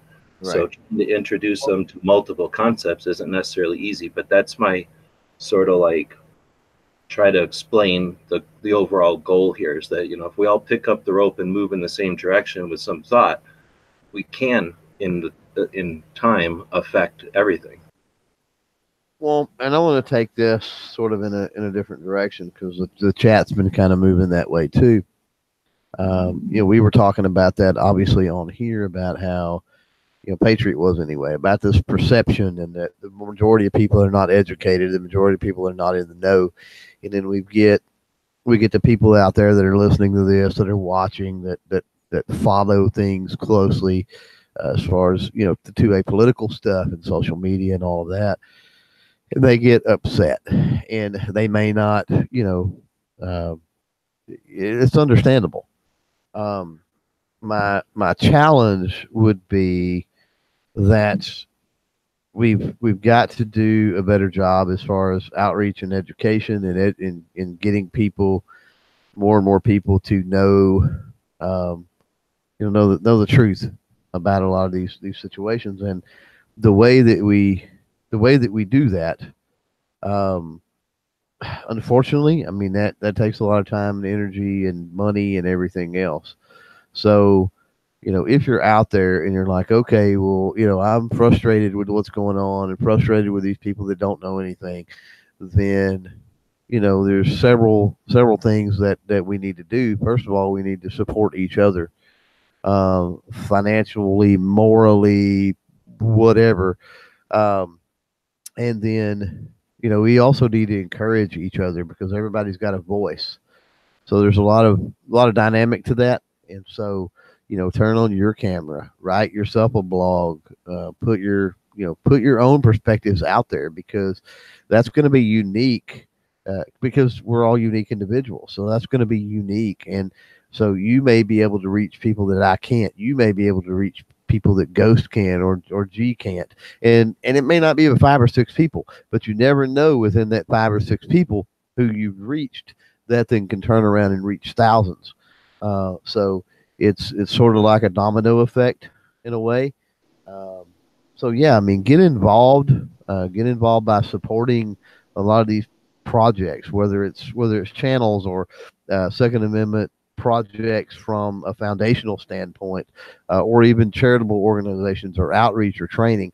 A couple of weeks ago, I'm kind of disheartened about it, and so I'm going to rant just a little bit on it. But a couple of weeks ago, I put out the podcast with KidSafe Foundation in Oregon, and that thing should be blowed up and shared everywhere. What they're doing there in Oregon is amazing, and they're even proposing legislation to have firearm safety training required in public school by the first grade. So, have you shared that video? Because if you haven't shared that video somewhere or whatever, then maybe you should take a look at what you're doing out there to try to help the cause. It doesn't require a whole lot, but we all have to get active in some way, shape, form, or fashion. I'd like Yeah, to add go, something on. go ahead. Oh, I'm sorry. I'll make it quick. Just the other thing, it's always mentioned about turn on your camera and do this stuff. You don't need to do that. I mean, you can, that's great. But just going and talking to people in person, because there's so many people, the 20 people that I was talking about that I spoke with this week, half of them don't touch a computer. I mean, regardless if that's good, that's bad, whatever, that's them. And so you need to talk with people, and that's kind of, that anybody can do that. Just be prepared and look at your information and make sure you're talking correctly. And if they ask you a question and you don't know the answer, tell them you'll get back with them or refer them to somebody that does know. There's a lot of different ways of going about it. It doesn't all have to be, on this, computers and phones and all this intra web stuff. You can do it in person because like that, you never know. There might be somebody that's totally savvy that's just never, reached out and looked at this portion of the internet.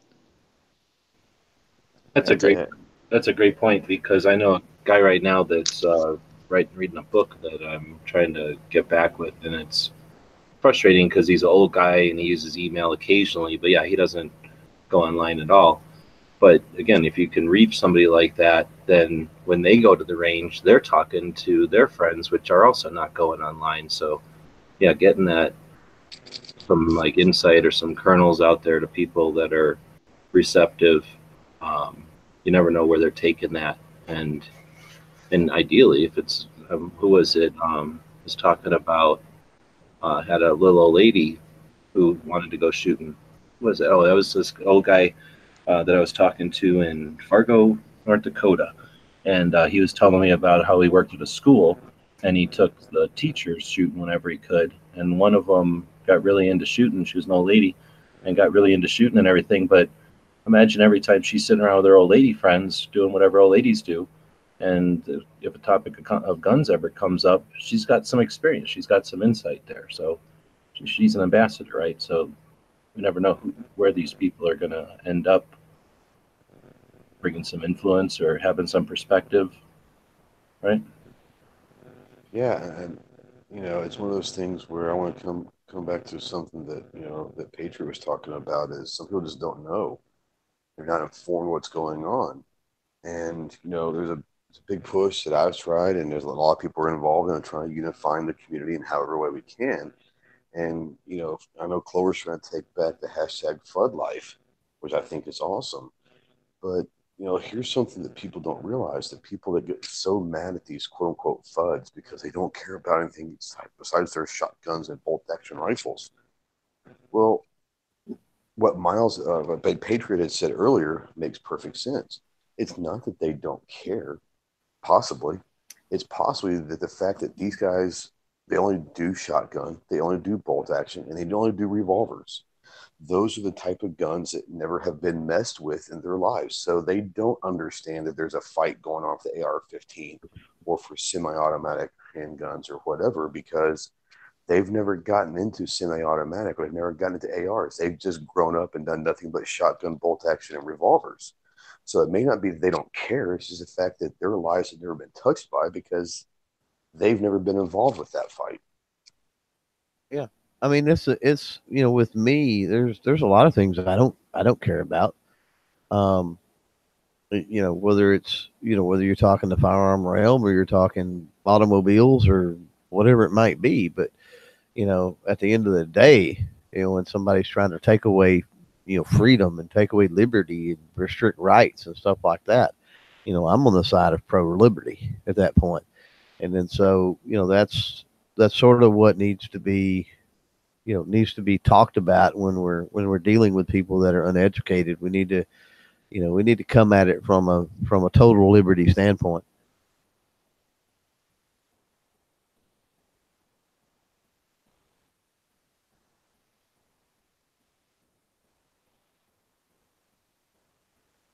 All right. Somebody just dropped the mic apparently. What's up? I'm reading some of the comments too. So I don't know. They're talking about Tulsa. I'm not real sure what they're talking about there. So it's and the other, and that there's smoking hot women between 30 and 55 years old. Oh, in Tulsa? Okay. It says coagers. I guess he meant cougars. cougars. Is 30 to 55 a cougar now? That's sad, because I fall right in the middle of that. So it's kind of okay. Anyway. But saying that she passed out some of the stickers and stuff to people in Virginia who seem to be gun interested. We talked about that in the past. We'll be talking about it, I suppose, tomorrow on Every Second Matters potentially, but doing some sort of business card type thing that would give people some reference materials, CDC and FBI, so that they know they're getting information from government sources that can back up some facts or whatever. So when you have whatever kind of conversation with someone in real life, you can leave them with something that, if they didn't like their points or something, or they felt like they weren't getting something across, they might use some of that data and start seeing some of the actual facts instead of the garbage they're usually fed. But maybe we can pursue that more this year. We've talked about doing them. We never actually did them. That kind of goes along with the cards for the restaurants. Right. That say, where you pass them out if they're they don't like guns or whatever. Those things are great. They say, I'm a gun owner, and CCW people are vetted by all this list of stuff, and we're less violent than anybody else, and we're the ones that you're specifically telling to stay out of your restaurant. It makes no sense. There's a couple of different versions of that I've seen. Right. Yeah. Yeah, it's basically, here's what you know about us, but yet you restrict us when you have everybody else you know absolutely nothing about. And the only thing I'd like to add on that last little bit was, you don't know how little it can take to change somebody's mind either. Right. It doesn't have to be changing their mind just to get them interested. The guy I was talking to today, he's like, oh, I signed some petitions, once in a while or this or that, but he doesn't have any of that information. So, I suggested, hey, I'll sign you up for, an email here or there. Or, I'll send you a place to sign up to get some information that comes out, from like the GOA or FPC or whatever. Mm-hmm. And you never know. And just mentioning something, to that guy that you might, he doesn't like firearms. He doesn't do any of that stuff. He might be a liberty guy. You never know until you talk to him. So it could just be some quick little sentence that ends up pulling somebody in. So, Well, and you're very seldom, if ever, going to change somebody's mind on the spot. Most of the time, whatever the discussion happens and everything else, that's why we have to be careful and not get, inflammatory and really go off the edge. We want to leave people, if we can, with something to chew on and something to think about, and then may change their mind a week or a month or a year down the road, but you leave that door open for their mind to be changed. As soon as you start getting, you think the conversation is going in a bad way, and you start to get inflammatory and name calling, and you leave on bad terms, then you've basically killed any chance of their mind being changed later on down the road. it's always easy to be negative.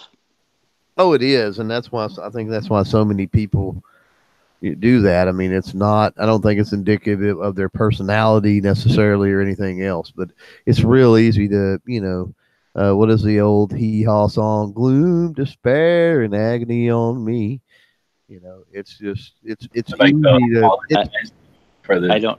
half of the Daily Gun Show. I didn't know that was going to happen. And Yeah, I do not know that song. Sorry. You don't know that, huh? You never watched hee haw then, apparently. But yeah, I mean, it's just. And Yeah, it's okay to walk away. It's real easy, but if you ever, and it's hard. I mean, it's hard to stay motivated, and it's hard to stay positive. And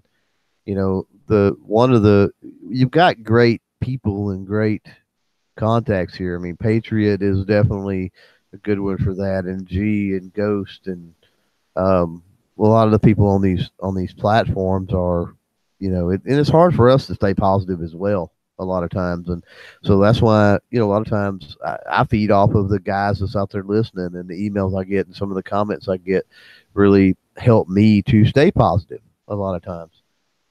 But we have to, Southpaw mentioned it earlier, and it all falls into, he said he was thankful that, the guys online are feeding information, and he's able to pass it on, at a local level and that sort of stuff. But you'll keep in mind, the positivity is something else that I think we need to work on passing along as well. Is that positive attitude that, we can move in a healthy, positive direction. It can be done. We can make change.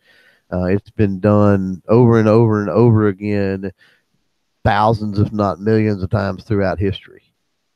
This is, okay, we're in a unique time for us, but historically, we're really not in that unique of a time. We're still facing challenges just like people faced challenges thousands of years ago. So we're positive, and we're steadfast in our approach, and we use a little tact, of course. Then I think we can come out on the other side looking better than we do now.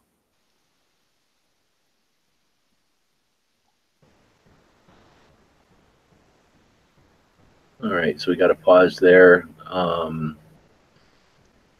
Free Patch Friday. Yeah, nobody's participated. Well, we had one purchase from the store like right after the mail went by today. Otherwise, I would have got it out already. But yeah, we only had one purchase today. But for the next little while, there'll be some SHOT Show stuff while supplies last. I'll be sending that stuff out to Patreons randomly, but I'll throw that in with anything that gets ordered over at the store. Are you throwing in any of the $35 patches? No, because Pink took one and Marco took the other one. I didn't know that they were worth that much, but I didn't really care. I didn't know what they were either. Nah, that stuff's going to the Patreons.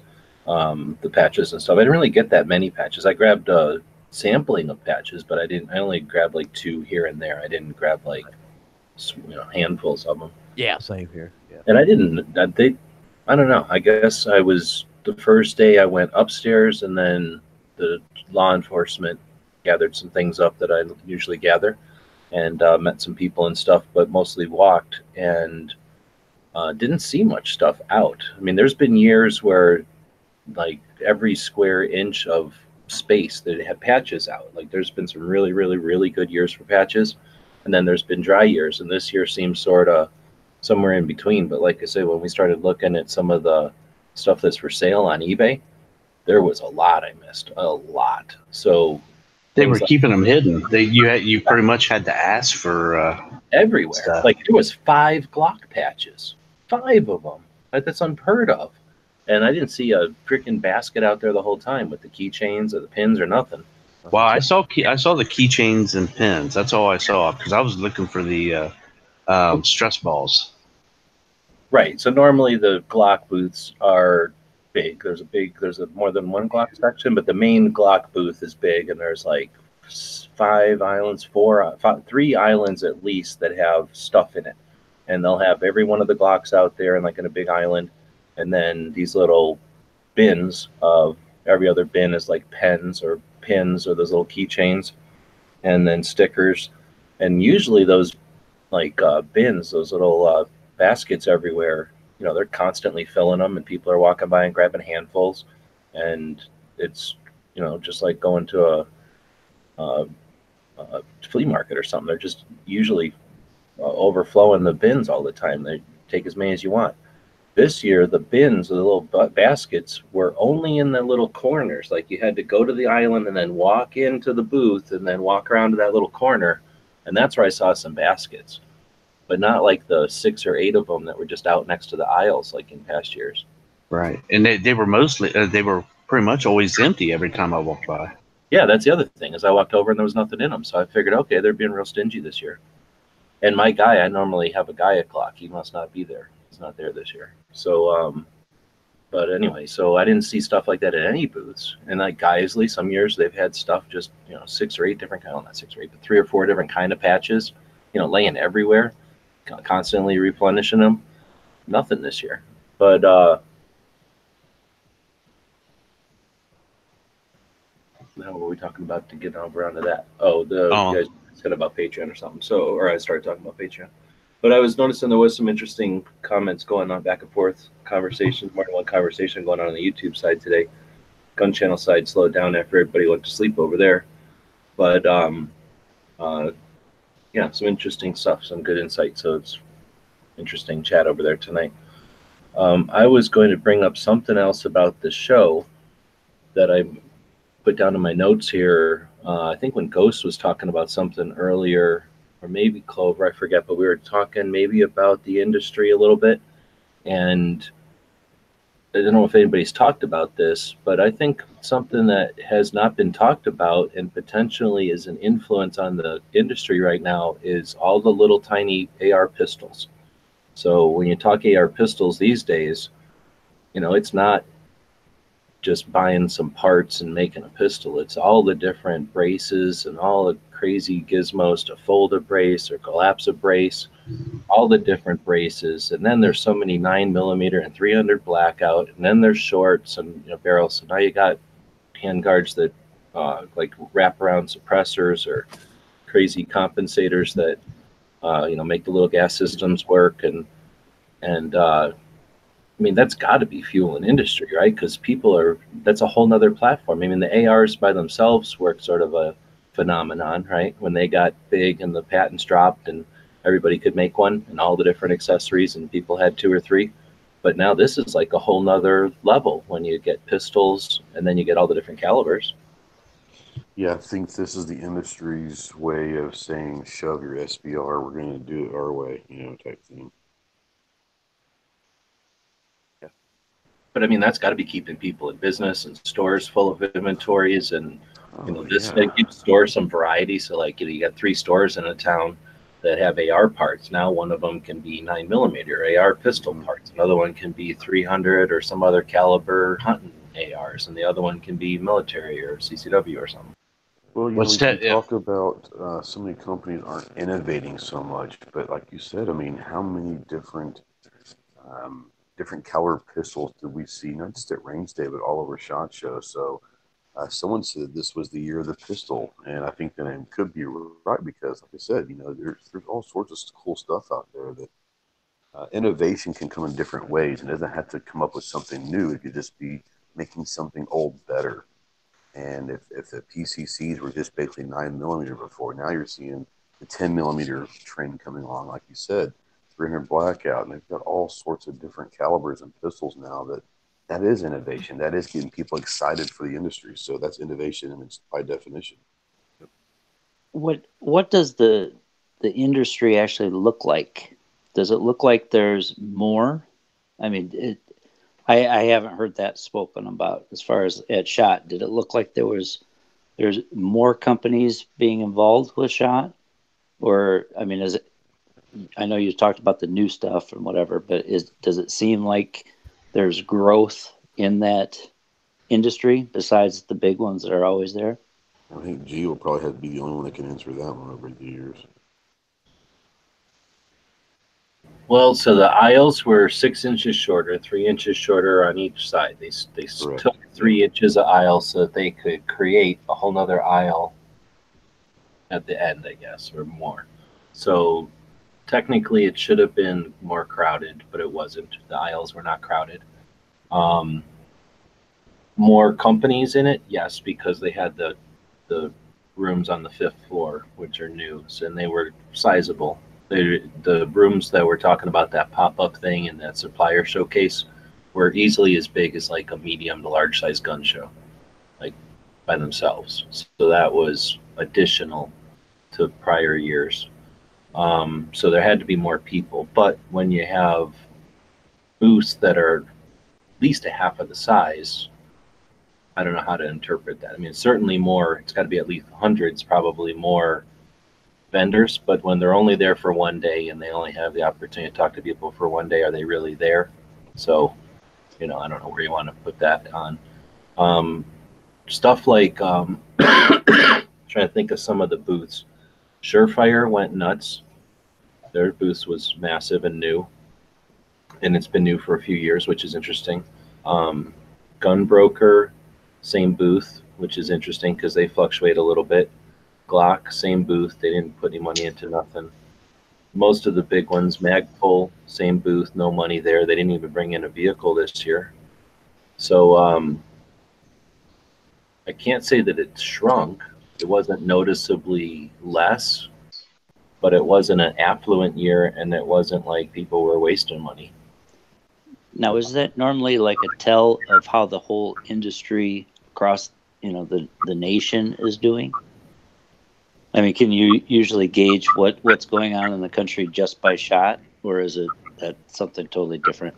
Man, I wish I had that insight. I don't know. I mean, I can tell when SHOT is bigger or smaller. I mean, SHOT is this. It's for now. It's been in the same building for 9 years, so you can definitely tell when it's bursted at the seams, or when it's swollen, or when it's empty, or when it's gasping at straws. So it was a moderate size year. It was a decent year, like 1 to 10, it was a 7, or probably maybe even 7.5. But yeah, I don't know. I mean, I can't remember what every SHOT Show compared to every year's, and I don't know if I have that much of a finger on the pulse of the industry to know when years are good or bad or what. But so I don't know how to answer that one. Well, I can tell you that I talked to a company that said 9 months ago they were averaging 40,000 units per month. And then by November, they were averaging 3,000 units per month. So that's a dramatic, loss of sales. But that same company said that by Wednesday afternoon of SHOT Show, they had already broken sales records for SHOT Show in 2 days. So, you can take that for what it's worth as well. We should take this for what it's worth. Seven Wonders is out there drinking vodka with cherry Zima. So that sounds like a personal problem to me. Good Lord. Right. With a Jolly Rogers too, or Would that be a Shirley Temple? no, Yeah. because that would be no alcohol, right? Oh, Shirley Temple's no. What's the one with alcohol then? Is that a Roy Rogers or something? No, that's another one that's got no alcohol, I think. Oh fuck, I don't Like, no wonder you never get drunk at a bar. know. Right. I don't do like the different colored drinks. It's usually it was beer for a long time, and then it's just Old Crown here and there. All right, well, so that was our SHOT Show bingo. We missed Patriot, and, well, it got Pink and Ghost and Clover and Armentia, so we pretty much just missed Patriot and Mike, not Patriot, Sarge and Mike, and I guess Marco, but we can try it again, or um, Ohio, I think, said that he did one for Wanamaker. Ohio 45. Yeah, is that the one? Yep. I think you did it. Anyway, yeah, it would be cool to do one for Wanamaker too, because obviously it'd be a little bit different. There's not quite the same, I don't think there's the same presence of military law enforcement, for example. But might be neat, and maybe do some kind of a scavenger hunt thing, or I don't know, do something. So especially Scavenger hunt could be fun. Yeah, next year with even more and more people going, hopefully we can take it up another level and have some more fun with the show and figure out other ways to bring the show to real life and people to the show, kind of thing.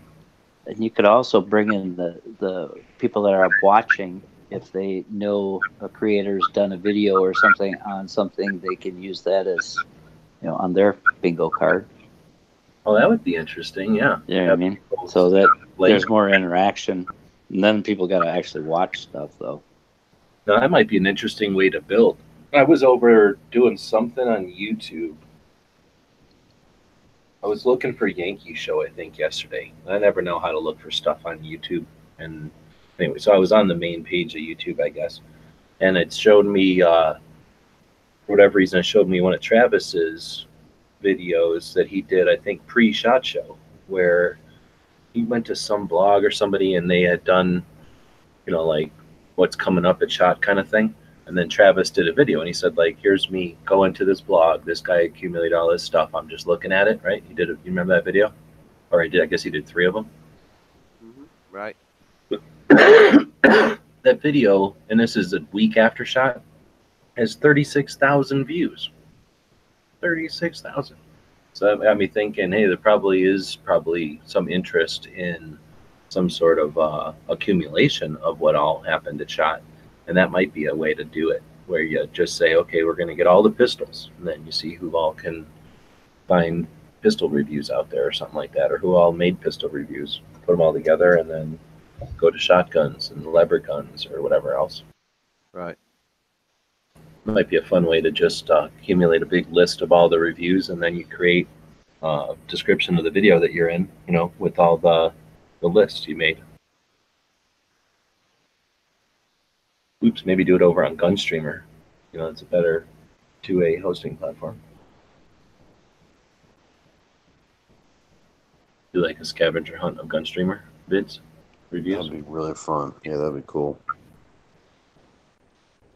Yeah, that would definitely be a Gunstreamer only event. That'd be kind of cool to do with that, because, man, I'm just look at how many more people have come, and creators-wise, have come over to Gunstreamer just since last week, which is pretty remarkable. So, yeah, I'm really proud of them. But, yeah, that would be a fun scavenger hunt. Gunstreamer scavenger hunt. That'd be awesome. So I'm going to go backwards 7 saying cheese and rice, 36,000 views. What do I have to do? Number 1, just do it, because that had nothing to do with Travis being a huge channel. That's probably more subscribers than he's got, I'm guessing, right?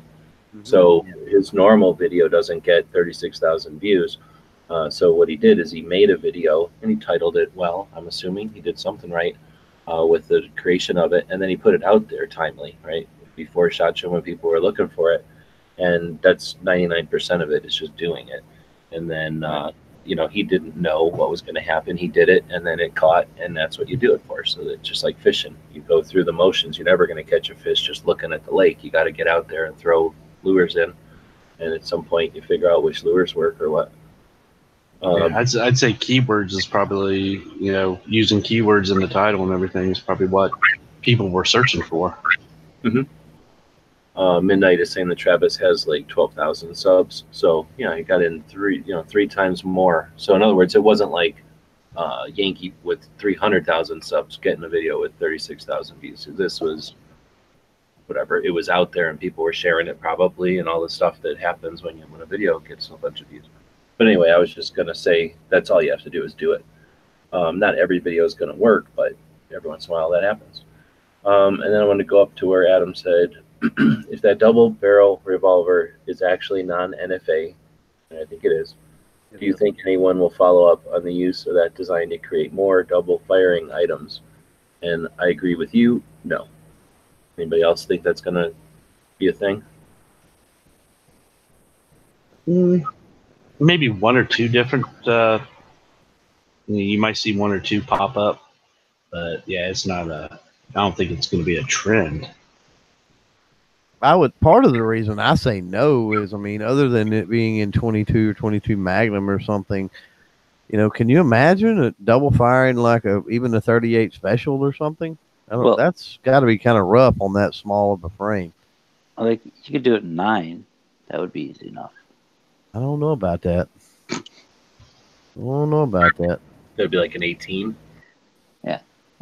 Even a double 9 doesn't even sound that impressive. Like, oh, I'm going to shoot you with an 18. Like, I don't double care. 9, yeah.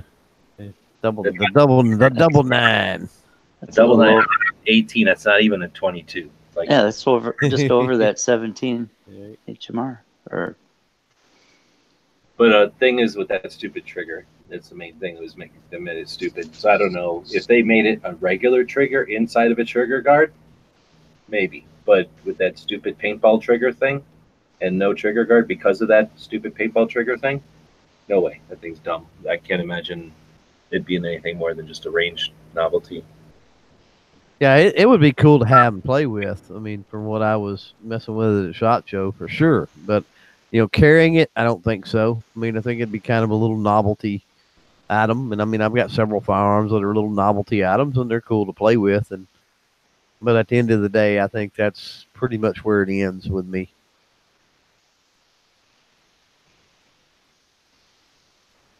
Pink, what'd you think?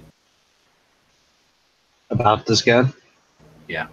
Yeah, I mean, it's a neat little concept and idea, but yeah, that trigger right there, that scares me kind of.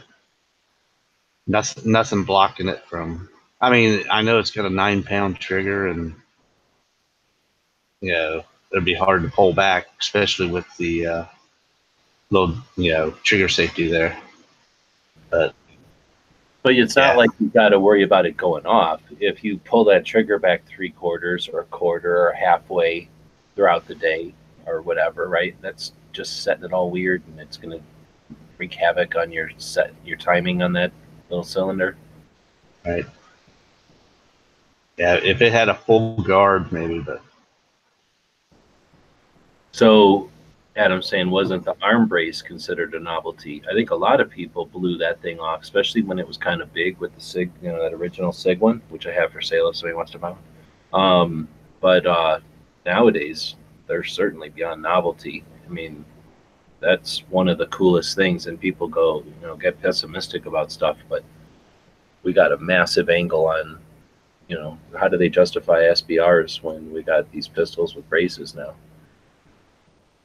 And what's so funny is now that they allow you to shoulder it, they're saying we're going to regulate SBRs, but since we're doing this, we're going to go ahead and use 2 pistols that you can shoulder, which are basically SBRs. So I love the fact that the hypocrisy of the ATF. Well, hold on. They don't allow us to shoulder them. They don't prohibit it. So they created it. We shouldered it anyway. Like they said, okay, you can have this to brace your thing, and we shouldered it. And then they said in 2015, like the Friday night before SHOT Show, they said, you know what? We thought about it, and now that's manufacturing a short barrel rifle. So that's when they said they never allowed anything because they don't have the power to allow. But they did come up in 2015 and say, you know what? You can have the brace all day and night. However, as soon as you shoulder it, now we're prohibiting that act. That was fucked on multiple levels or whatever. And then they've gone back from that. So it's not as though they're allowing it as much as they're no longer prohibiting it. And I only put that out there because F them, and they don't get to tell us what to do or whatever.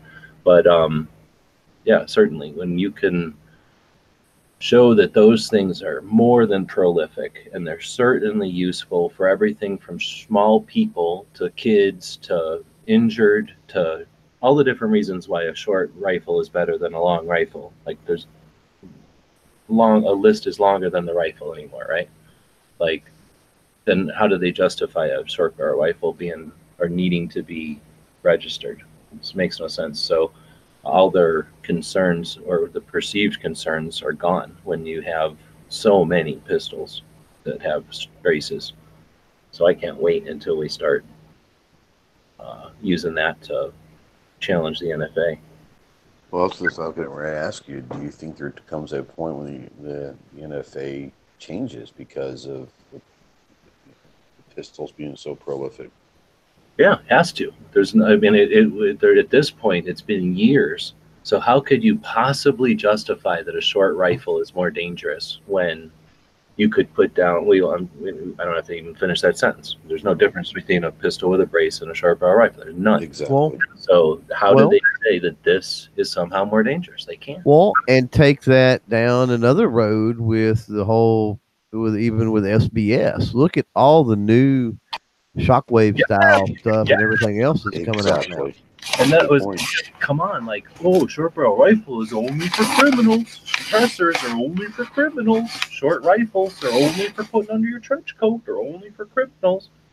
And that's from back in the 20s when the perception was that a 1926 Tommy gun was going to be under everybody's trench coat without the stock on it. You know, the cool, is it the 1926 or is it 1921? The cool World War I or World War II Tommy gun with the stick mag and the bird grip up front. You know, they were worried about that thing everywhere. Like somebody's just going to wear a big coat and have that underneath. There are two of them. Right. So yeah, I mean, if it was bad guys had a reason to want to carry around a giant thing, it doesn't even matter. I mean, that's not even a justification, but it's certainly, I think there's all the potential in the world now to go after NFA. Depends on who you talk to, who's aggressive enough to want to do it, but that's another reason why we don't want eggs in one basket, right? We want organizations that are thirstier and less thirsty to go after. Isn't somebody going after them right now? Yeah, Gun Owners America is going after NFA. Yeah. We'll get into that tomorrow, I guess. Every Second Matters tomorrow. Thanks to my patrons, I'm going to spend the day and send out individual emails. It takes me like an hour plus.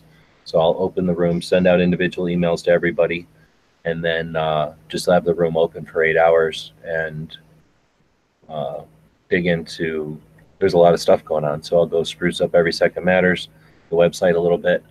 And that's one of the things I'll be researching because I just barely saw that GOA has been posting some stuff on Instagram, and that was like during SHOT. I don't know if they were doing that intentionally to be distracting or what the hell, or they were trying to keep, you know, the attention on them, even though everybody was looking at SHOT show. But didn't they post all that stuff like in the middle of last week? Yeah, but you have to understand also is everyone's looking at Instagram for SHOT stuff, so it's actually pretty smart if everyone's on Instagram, whether you're there or at home. That's what everyone is looking at Instagram. So why not post it there to maybe throw that stuff out there? You might get seen more than you would because more eyes are on Instagram during that week. I don't know. I want it all. So I want gun owners to have got with NSSF and made it in everybody's feed. You know, that would have been perfect. Yes. Because I mean, I'm frustrated because I didn't get to see it, and I wasn't intentionally not looking at it. It's just like there was just too much stuff to, you know, we were all drinking from fire hoses last week, so it was just too much. But yeah, 7 saying 8 hours, yeah. So tell me about it. I don't really like doing 8-hour ones, but hopefully there'll be other people around so I can walk away from it once in a while. Dog will want to pee once in a while. But yeah, it's not fun to do an 8-hour one necessarily, but that's the only way to really get one long enough to let people jump in, whatever on their schedules, right? Especially when it hits on a Saturday. When are you going to start that? What time? I don't know. Probably in the morning sometime. 8 hours, so maybe somewhere overlap noon at some point. Just a couple hours. Well, maybe after Caliber Corner. No need to cork him. He's doing Sunday, though. He's not going to do it tomorrow. Snap. He hates the second? Yeah, makes sense. He hates the second, yeah. And see, this is like a big second, every second match. It's the second month also. So yeah, this is a second. Yeah. And every second, everybody gets a 22. So that. There you have it. And the chair's against the wall. That's right. And the mustache is getting longer tomorrow. 8 hours long. Yeah, Adam is saying, I think the double barrel isn't much more than a snake gun, but I think the precedent of being legal is the interesting. Oh, I definitely agree with that. I don't have a problem with it shooting two, but as a snake gun, I mean, what are they doing with those barrels? They're probably going parallel, right? They're not going to make them spread, and they're probably not pointing them towards each other. So they're just going straight parallel, right? So if the sight is right down the center of them two barrels, and there's a gap between them, I think I had that picture up before. There's like at least the gap of a distant diameter of a 22, right? So I think you could shoot both sides of the damn snake's head potentially. That Well, would if be you a run cool video. But if you ran a 22 shot shell, it would be Yes. be cool because you would have a little bit of a pattern. It wouldn't be much. No, that'd be ideal. Yeah, and But that it would have. I think it would have enough pattern between both cartridges or both payloads to cover the gap, though. No, you're right. It would be like an oval pattern. Yeah, it's a little closer than I thought. Now that I'm a clock on there, it's a little closer than I was thinking. Yeah, it could be pretty cool. But man, if you're gonna go to all that trouble, give me 3. Make it a triangle. That'll be cool. Heck yeah! Why stop there? Pepper box. You know what I mean? Yeah, Well, that'd be nice. I'm in. You get that. What was that thing that had so many, and you could shoot 3 like in a triangle. You have like a whole bunch of triangles going around it. Mm-hmm. Right. And how cool would it be if it was like 22 mag, and then 22 short, just for no reason. Right. Just in case. But no, it's neat. And then I think it's dumb in a revolver still, but then I like the idea of doing that in a shotgun. I don't know why nobody's doing that yet. Some kind of mitten thing like they had in an M7. You know how the M7's more like a big lever than a trigger? That skeleton, that double barrel survival rifle. Right. It's made to be able to just kind of yank on or squeeze on it like a H&K squeeze cocker kind of with your mitten. But yeah, something like that where you shoot 2. That would be neat for shotgunning. No, it wouldn't. It would make it easier to shoot 1, I guess, but you'd never be able to shoot doubles. All right, well, so I'm yawning. Y'all are yawning. We've been marathoning it because we started early tonight. Thanks, everybody, for joining in. And we got a lot of people watching, so I hate to just cut it off. But there might be something going on over at Gun Channel, so I'll take a look. Caters had a chat going last night. It's fake, I believe. Nobody's over there tonight, so fair game. If anybody wants to run a chat, you're more than welcome. Looks like Caliber Corner is on Sunday this week. Rick's show is in the afternoon. So yeah, I guess if I do 8 hours, shit, maybe I won't do 8 hours. Maybe I don't know what I do. I'll do something. Looks like Knives has a late lobby. Oh, it's going? Yeah. Angelina Go ahead. I was just going to say, Angelina mentioned that she might do a show tomorrow sometime.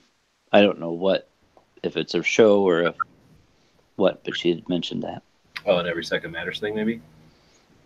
Maybe. She said that she's bringing a anti-gunner to shoot tomorrow. Oh, okay. So it's Pants is saying, I read the case against the NFA. Looks pretty good, but it all depends on whether or not the Supreme Court decides to look at it. Well, I thought they said that the Supreme Court was actually going to look at it this time because it was going to be the first firearm-related case that they've heard since Heller.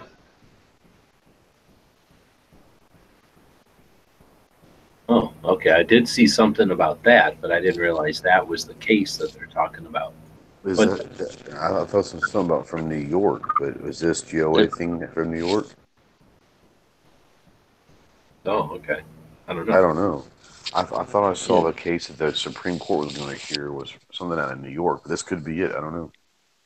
That's about carrying a pistol or firearm outside the city limits, I think. There's some kind of restriction that you can't bring it outside your house or something. Well, I think that's the one. But there's also one in New Jersey that SAF is putting forward. I'm looking on GOA's Instagram right now. Vanessa Kitty is saying the case from New York is going to the Supreme Court. Is it red flag Yep. laws that they're taking? No, it's a gun. Nope. It's It's, again. Okay. yeah, the one in New York is about basically being able to take your firearm outside the city or something. They have some kind of crazy rule that they can't do that.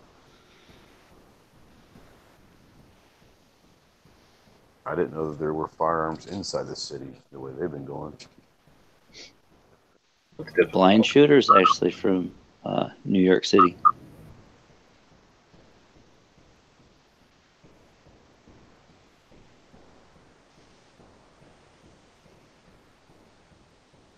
Have we talked about that guy who does the reviews? Something with an M in his name. Does tabletop reviews of guns. He's a blind guy. The AKs. He's done AKs, but other guns too. I've But, you people know- have mentioned him to me, but I haven't checked it out. Man. We need to try to get that guy on because I like that guy's. His reviews are good, and like to hear what his story is, but because he's kicking the butt out of YouTube right now. Case challenges New York City's near prohibition on possessing or transporting handguns, and this is the first major Second Amendment challenge to be reviewed by the Supreme Court in almost a decade. Okay. So that's The one from New York. Yeah, New York. Okay. So because all this stuff can get confusing, and because it's a lot to keep up on, and because that's how the other side is doing it intentionally, right? Death by 1,000 cuts, or all kinds of different stuff. I got a bail. Oh yeah, okay. So Clover jumped out, but that's why we do Every Second Matters, because this stuff can be a pain in the butt, and we don't have to all do it individually. We can work together, right? And that's what it's all about. So when we built the everysecondmatters.com website up, it's basically the same platform that Gun Channels is built on. So it's got a lot of functionality and stuff, and we built a couple of different areas of it. One for the organizations that exist. So each month or whenever we find a new one, we add them to the organizations. So there's a list of all the organizations that are there.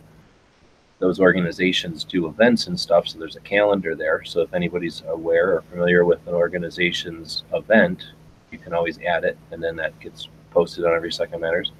And then there's some areas for the states, so that whatever issue is going on in the state, there's like it's not really a forum, it's kind of like a forum, I guess. But there's like a section for each state. So anybody who's interested in talking about a state that they're either in or aware of, or has some issue or some interest in helping out, you can post things there. You can answer questions for people. You can link to resources. And then finally, there's a section for specific laws. So some laws don't have anything to do with the states or anything. They just have to do with the laws themselves. Or I think we have a section in that area for like the White House petitions. When one of those comes up that has something to do with guns, we have a place there where we can link to them, but we can also have discussion or post other links, or maybe a pertinent video or something. So the idea is to have a resource on the everysecondmatters.com website that anyone who's interested can help to amplify and enhance the messages that are already being posted by various groups or entities out there. So we're not trying to create more static or more stuff to deal with. We're simply trying to help filter some of the noise and some of the repetitive stuff in one place, filtered by state or by interest or by organization, so that together we can help archive and put together that information, so that those people that aren't able to pay attention to this stuff on a regular basis, or whatever their life is doing, has them where they need to just check in once in a while. We're ideally all working together to make the dissemination and the availability of that information as efficient as possible. So that's what Every Second Matters is all about. That's what we'll be efforting in that marathon show tomorrow, as well as, you know, hosting the show. So anybody who's interested in joining and being part of it, being part of the conversation, offering suggestions or insight, asking questions or whatever, is welcome to be part of that. Seven is saying something about a video hug. I think I was talking to Mike about that.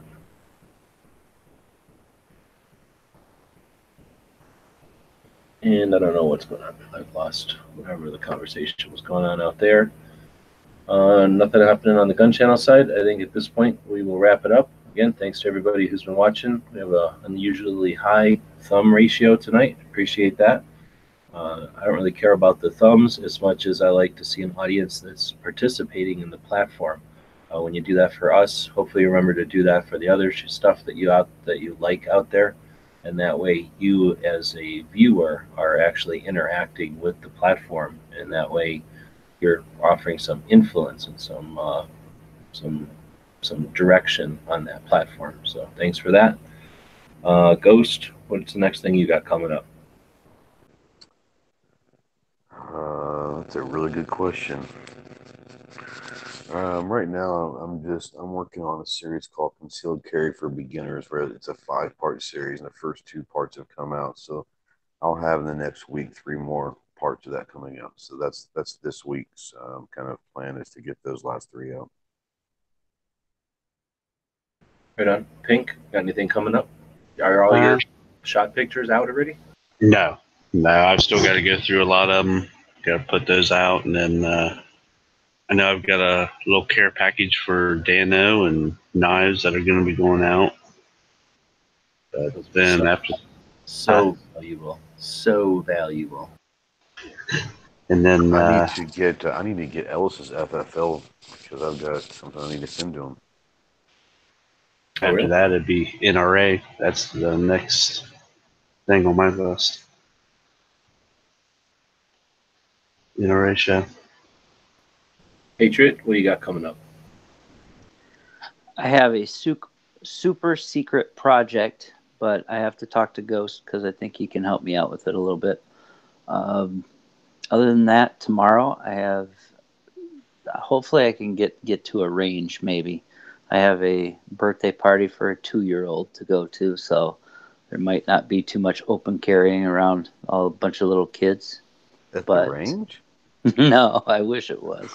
That'd be awesome. It's actually halfway in between, so it's close. So I've kind of slowed down a little bit, but I'm trying to work on a project, and so I'm trying to stay positive and just get out there.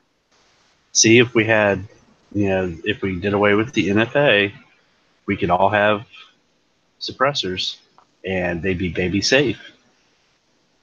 So 2-year-olds can be at the range. There you go. 2-year-old for 2A. Yeah. Toddlers with Thompsons. Oh, that's a patch right there. All right. Well, so see everybody tomorrow for Every Second Matters. Thanks everybody for watching and listening. Just say Knives has a chat, so if you want, head over to Knives channel and chat away.